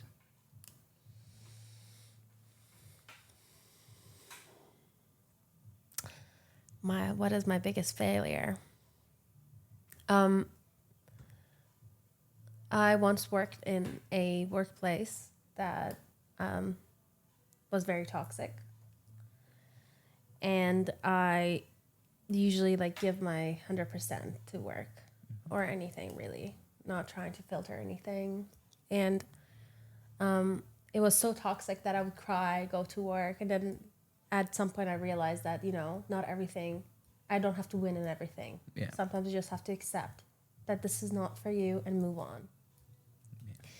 Yeah. And that was the failure that I always remember, that day I decided to move on and not try anymore because this place is not working for me.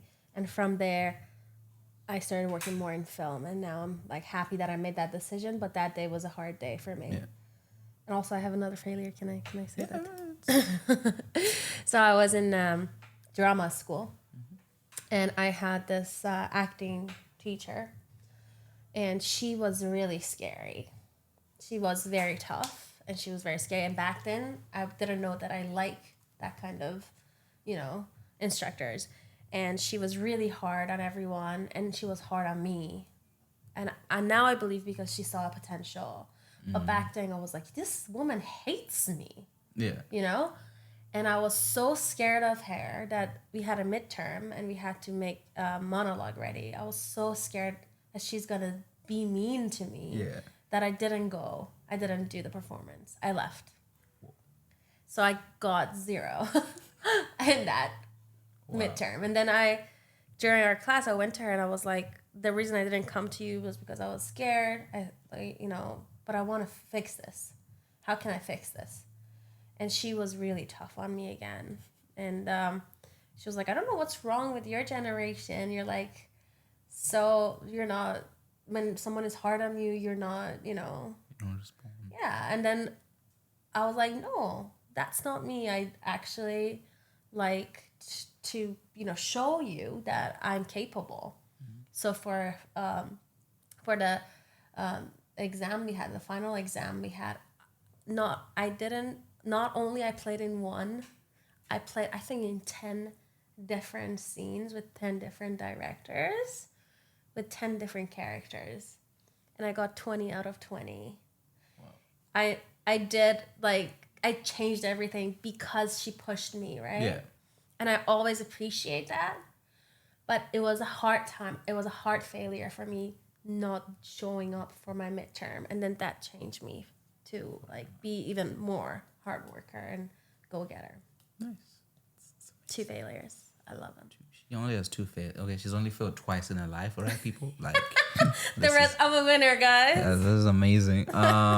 What advice would you give someone wanting to pursue a career similar to yours?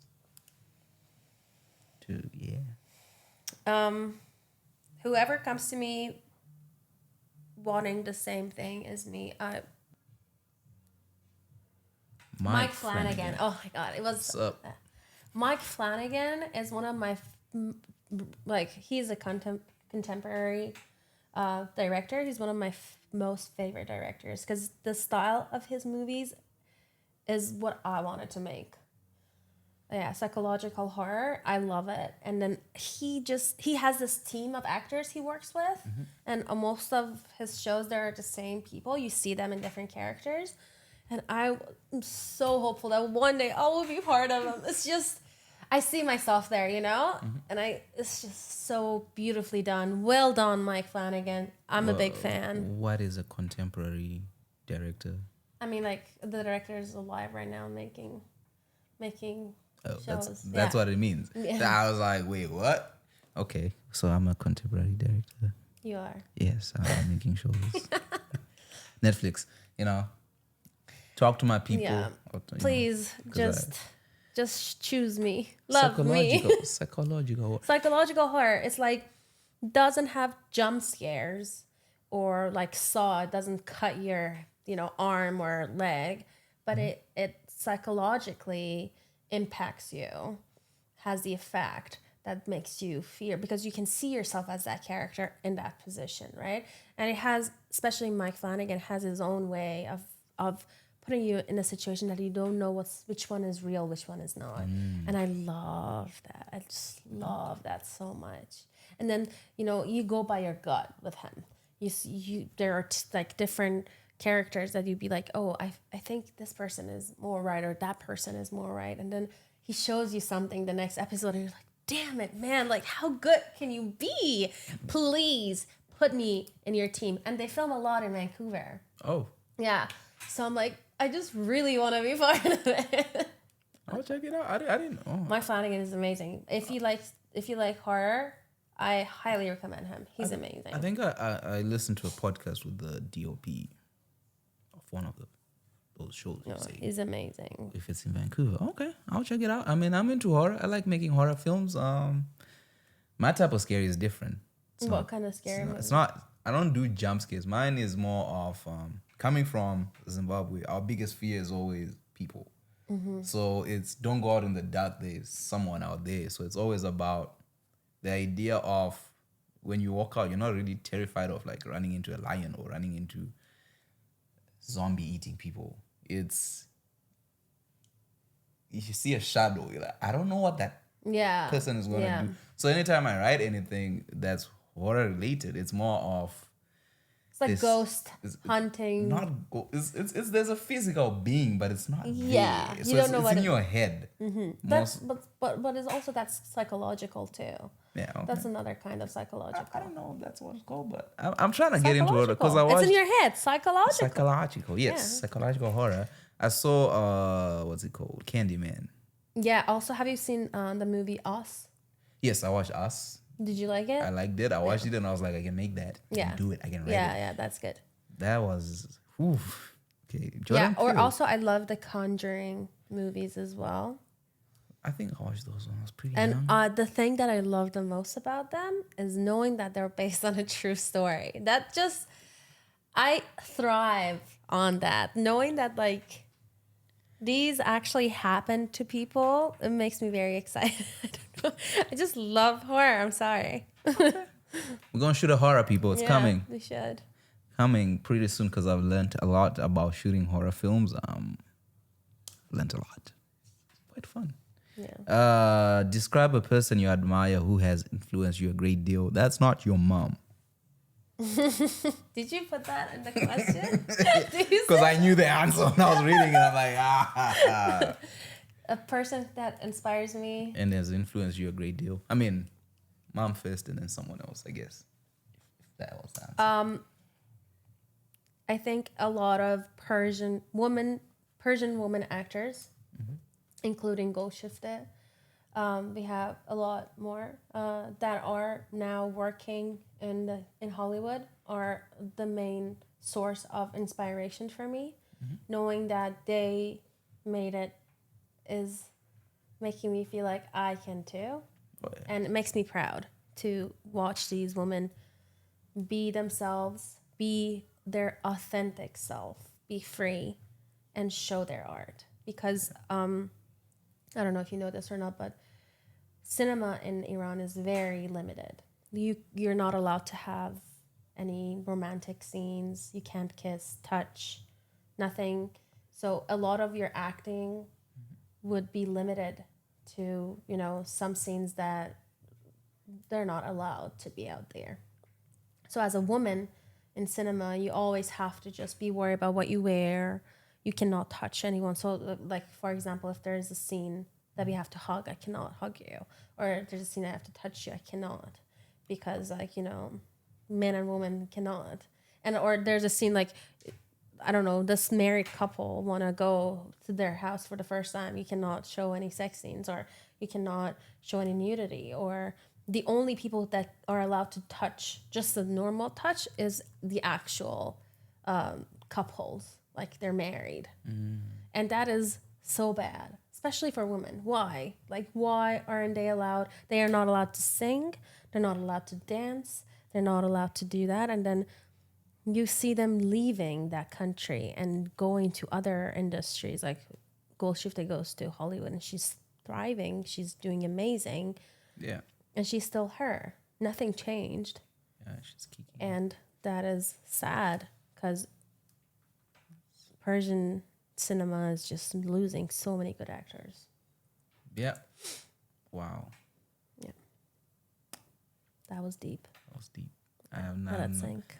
I usually throw a joke. I don't have one. I'm just. Go Shifter is my favorite. Yeah, she's amazing. Who else is from Iran? Who's another big actress I should know? There is an actress who lives. I think she's an English actor. Her name is Nilüfer.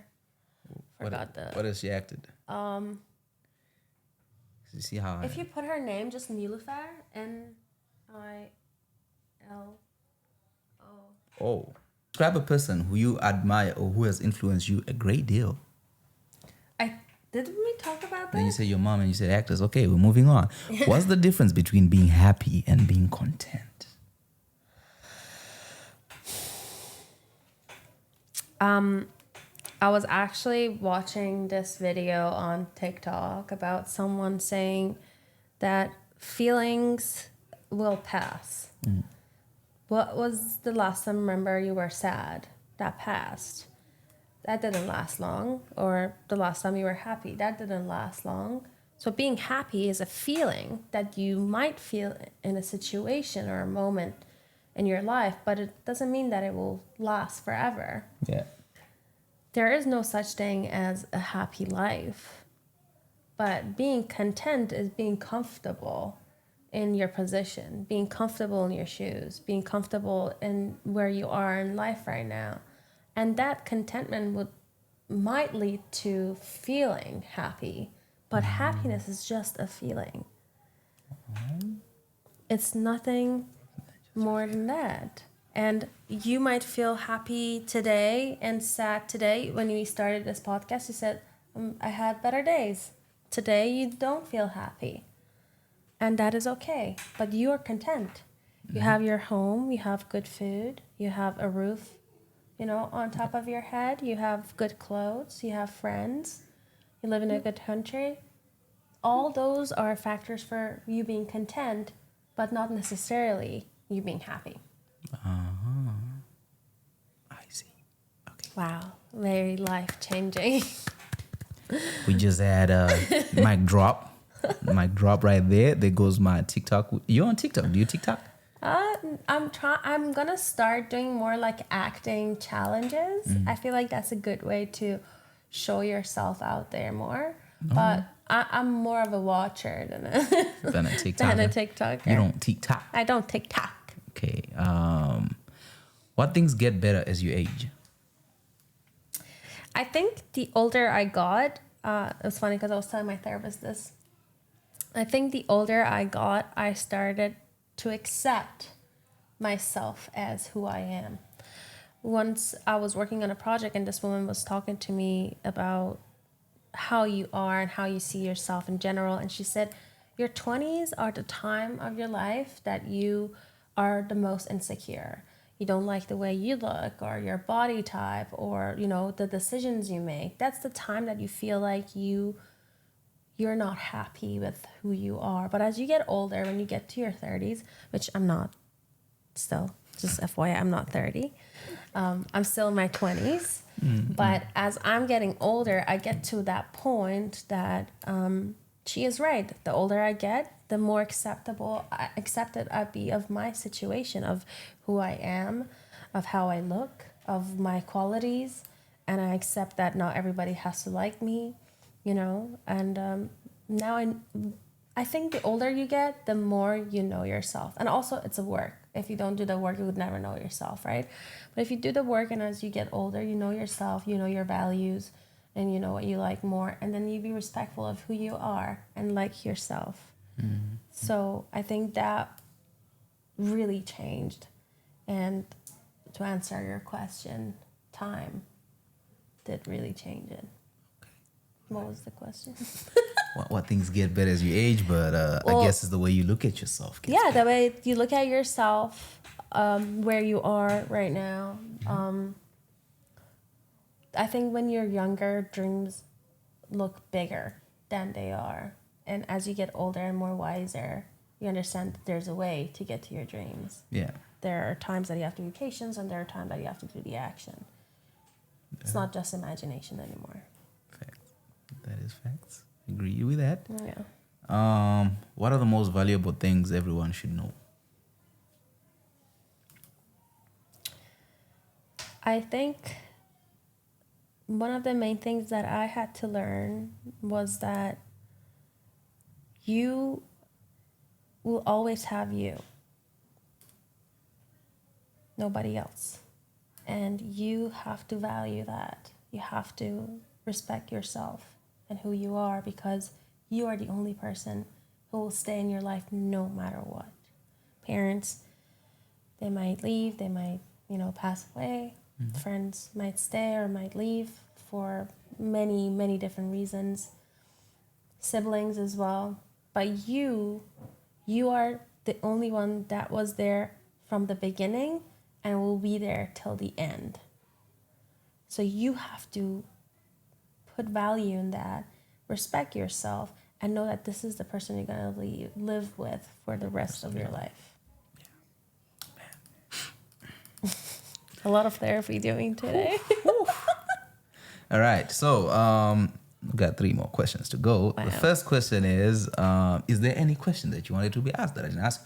Let's talk about your nail business. Yes, let's talk about my nail business. Okay. What do we talk about? What got you into nails?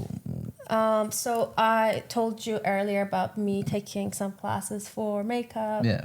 My mom was really into me learning a lot of art, so she took me to the salon that I learned a lot about salon work, like hair and like everything really, and then nail classes. So I have certificate in nail. I'm a nail tech as well, and I used to do acrylic nails for a long time in Iran, and then when I moved here, I switched to I started doing like especially doing film, they look at my nails because I used to do my nails. I switched to gel nails, and I was like doing all these, fancy nails, and they all asked, where did you do your nails? And I was like, oh, I did it myself. So I kind of started doing mobile nail business. So I would go to someone's home and do their nails, which didn't end really well because I didn't really get any jobs.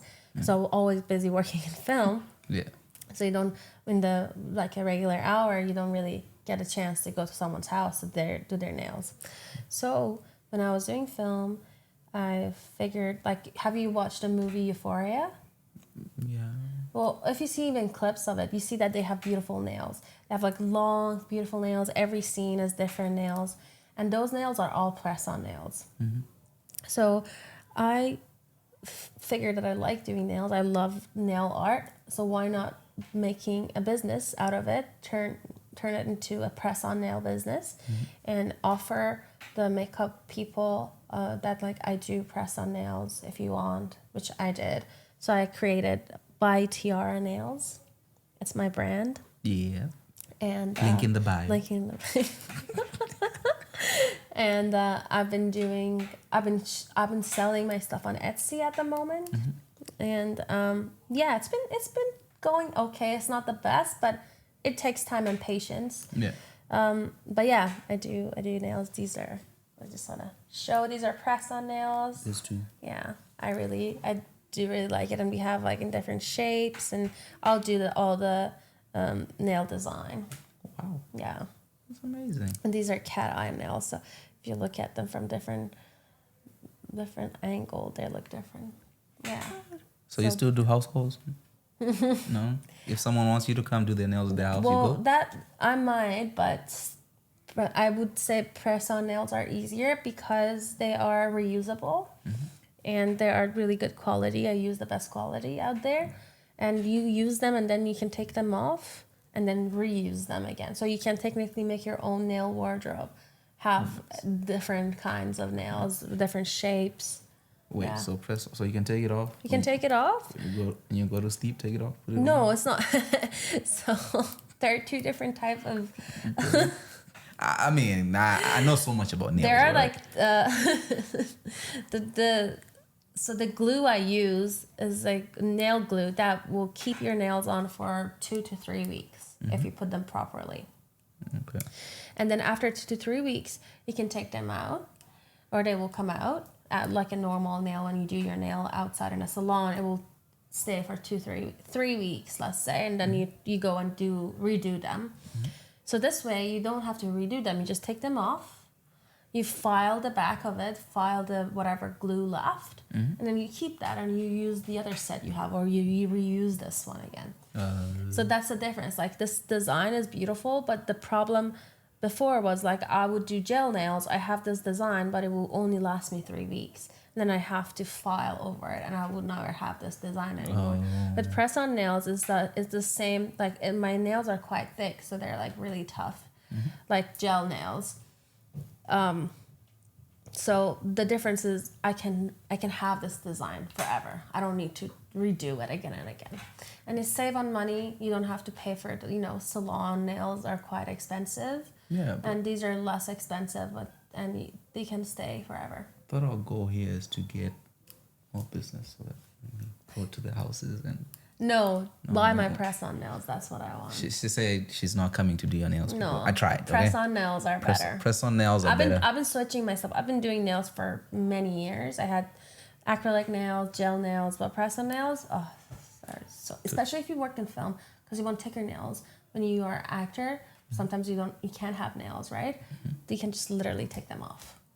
Oh, I see. So for all you actors, press-on nails. By Tiara Nails. By Tiara. All right, link in the bio. 10% off for using the code Uncle Kevin. Uncle Kevin. I put a code there. Uncle Kevin, 10% off. Okay, we're coming. Okay. So you haven't answered our question. Is there any question we didn't ask you that you wanted to be asked?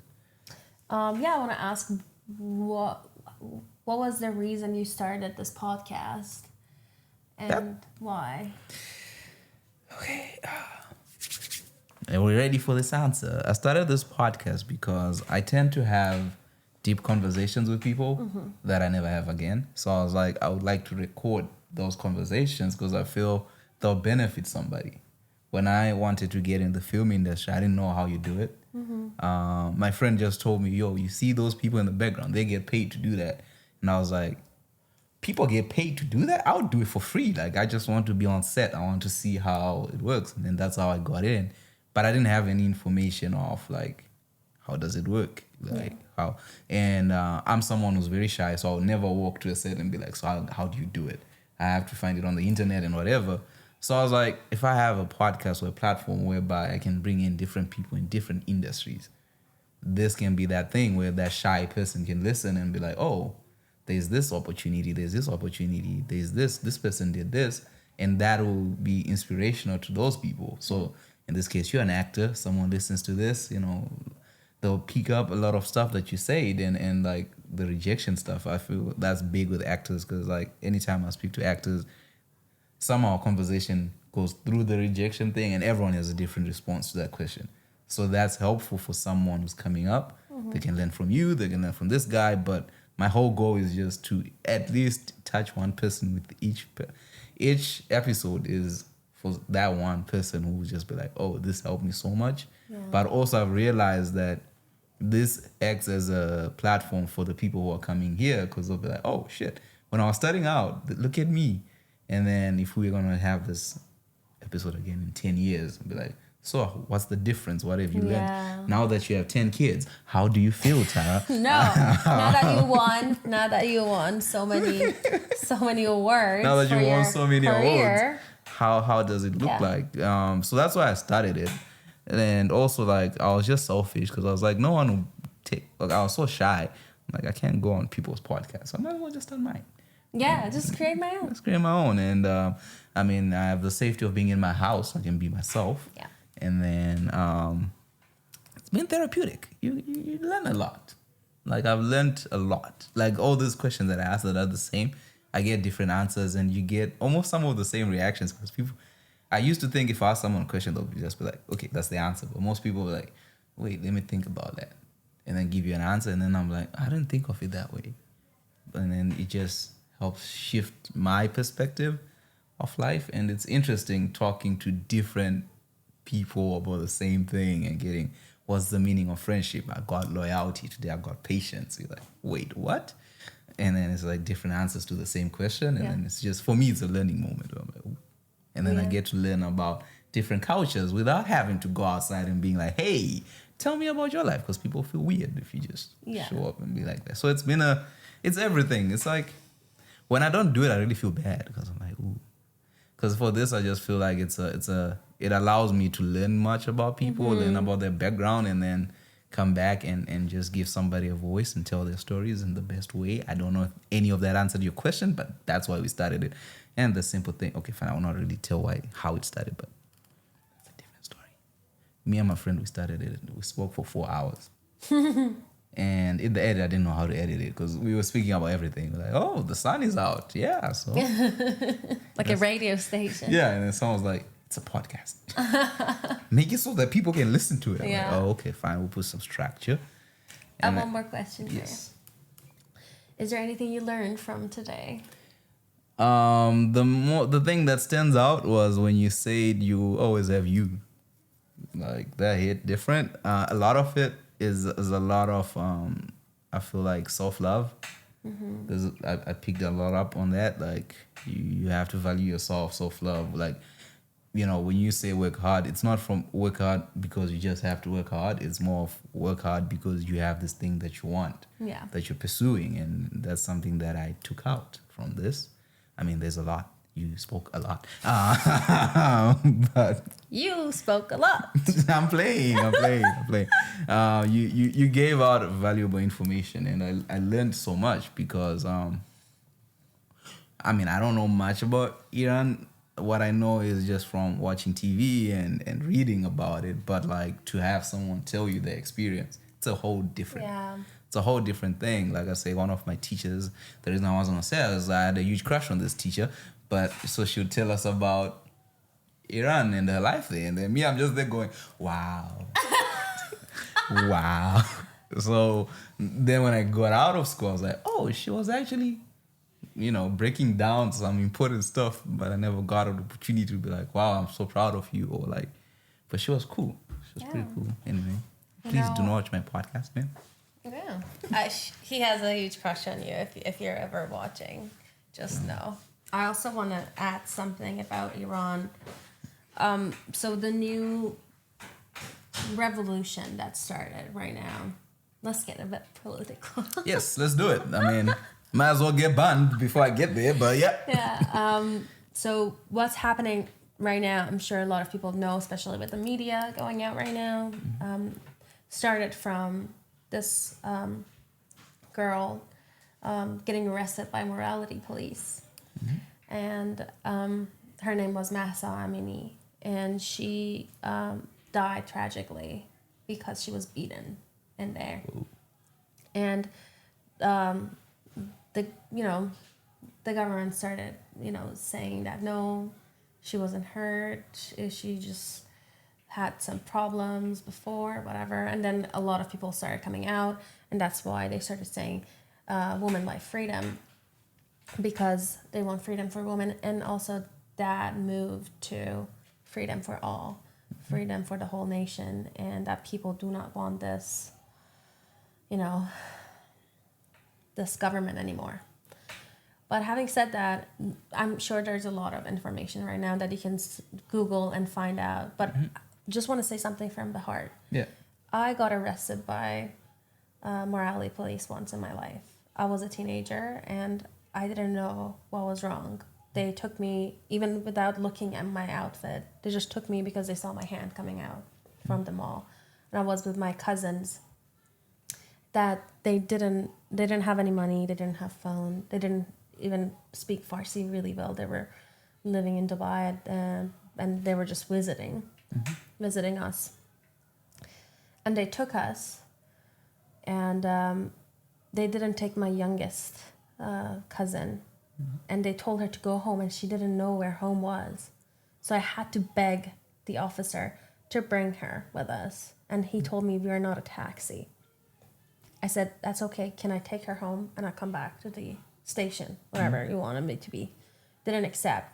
Finally, after me crying so much and begging, they put her in a car and they just drove her to the to that station. So when you're there, just give your info, we call our parents to come. And I was super young, and we were a bunch of girls, a lot of them are crying. I had this girl crying, saying that she's worried that she can't go to England anymore because she got arrested. It will be a bad thing on her background check. Even though it doesn't go to your background check, still, I don't know if it does now, but in the past, it wasn't. It was just an act to scare you to dress better, and whatever better means for them.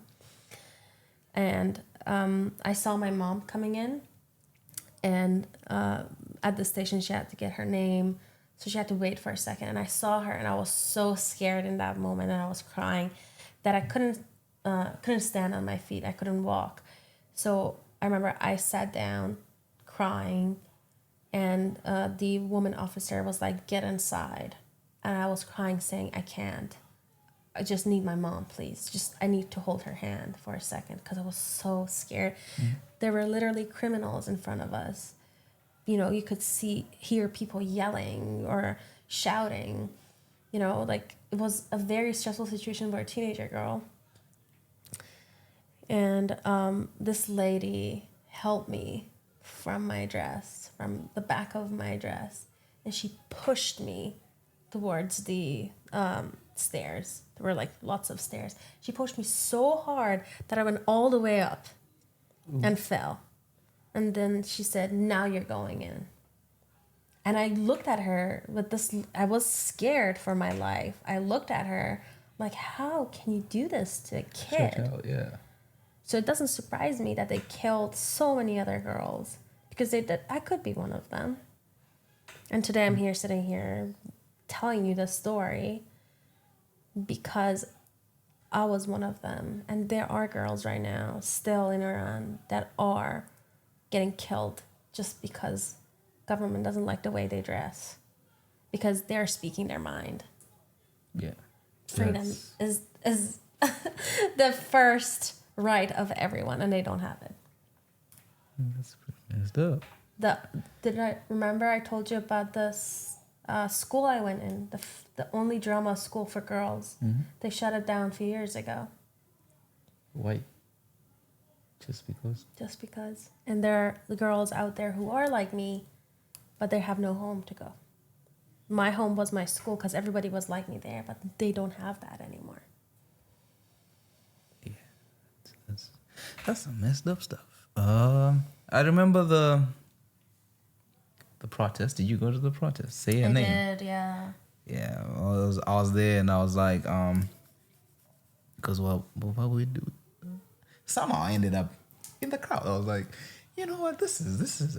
I don't know how I end up in these situations where I have no idea what's going on, but I'm just in the crowd. It was so heartwarming seeing a lot of people joining, not only Persians, to just try for a better life for people in Iran right now.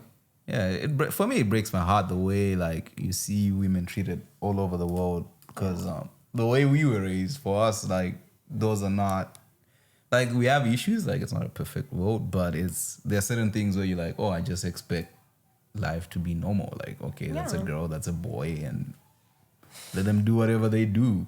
I just expect to be treated as human. Yeah, like at the end, that's what people are. Like, it's just a human being. And then when you hear this story, it's like you don't want to believe it, because you're like, nah, there's no way it happened. Because I remember when it happened, and I remember when I don't know if you watch soccer, but when the World Cup was going on, and the Iranian national team was at the World Cup, I think.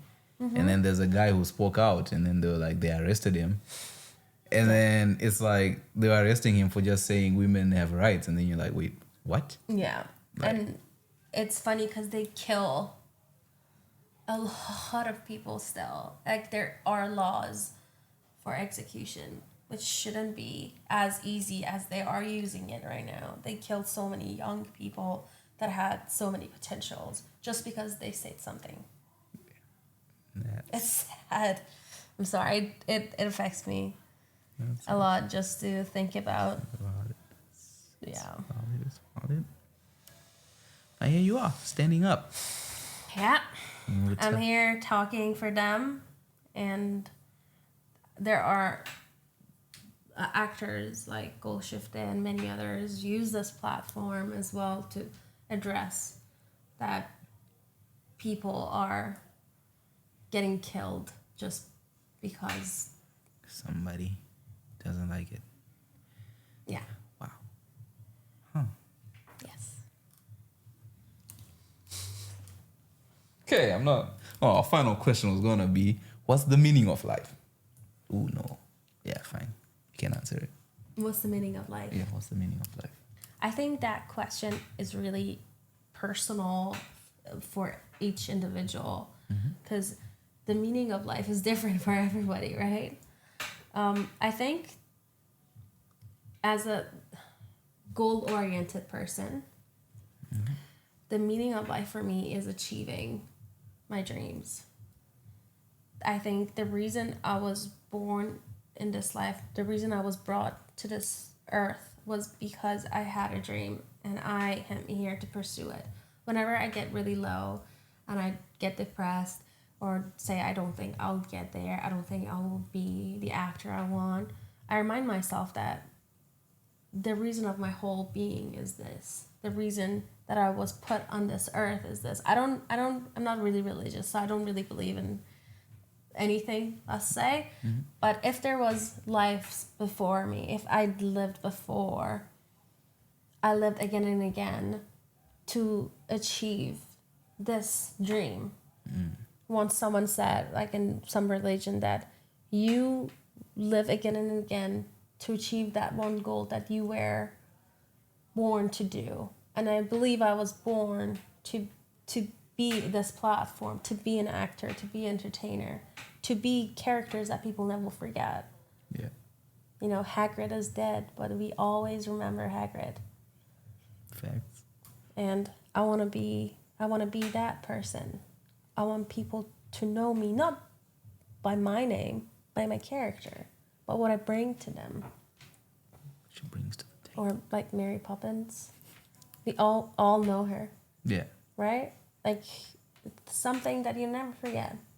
I want to be that, and I think that's the meaning of life for me, to achieve those goals. Some people might say family, some, but for me it's not that. At least now, or till now, 20 something years of my life. Yeah. Okay. That's a good answer. All right. And then the final. Okay, this is the final. It's so we have a section whereby the guest from the last episode leaves a question for the guest in the next episode. So the last person said, what are you doing to safeguard and protect Earth, our planet? What are you doing To safeguard, yeah, our planet right now. or planet right now? Our planet, like he's into the environment and safeguarding the environment. Save the God and the Like, God and like okay. Here's the question. Like, what are you doing to protect planet Earth? Like, what are you doing? Or I don't know if it was what are you doing, but it's like, yeah, what will you do to make sure that the future generations have a place to call home? Or do you even think about it? I think when it comes to planet Earth, we've been told a few things that might be helpful. I try to, especially for waste, it's very important to make sure that you don't destroy the planet by your waste, because us as humans, we produce a lot of waste. So I always try my best to, not to be really good with that part and do my part. But also I encourage my mom and my friends to always do their recycles and, don't put your, wet food with dry things, change things up. So I try to be helpful in that way, but I know it might not be enough, but still it's one person and I'm encouraging other people to do it. And also I think that's, as humans, we just have to learn that we don't need to use everything on the earth in our advantage. Sometimes we just have to enjoy looking at it and not destroy it. Not to oil. I mean, I would take sponsorship, but but facts. All right, and then this is your opportunity to ask the next guest a question.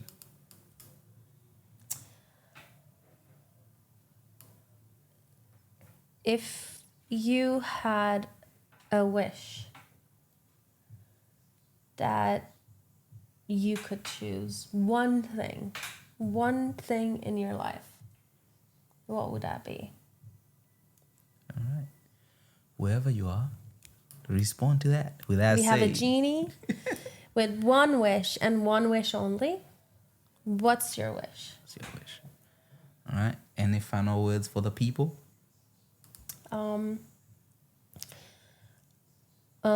Yes. Your camera. My camera. Speak to the people. I just want to say that as an actor, or I think as humans, we really get sometimes in a mindset of not believing in ourselves. For me, being scared of rejection or not achieving what I wanted to achieve stopped me for months before I started doing something, taking this step for my goal.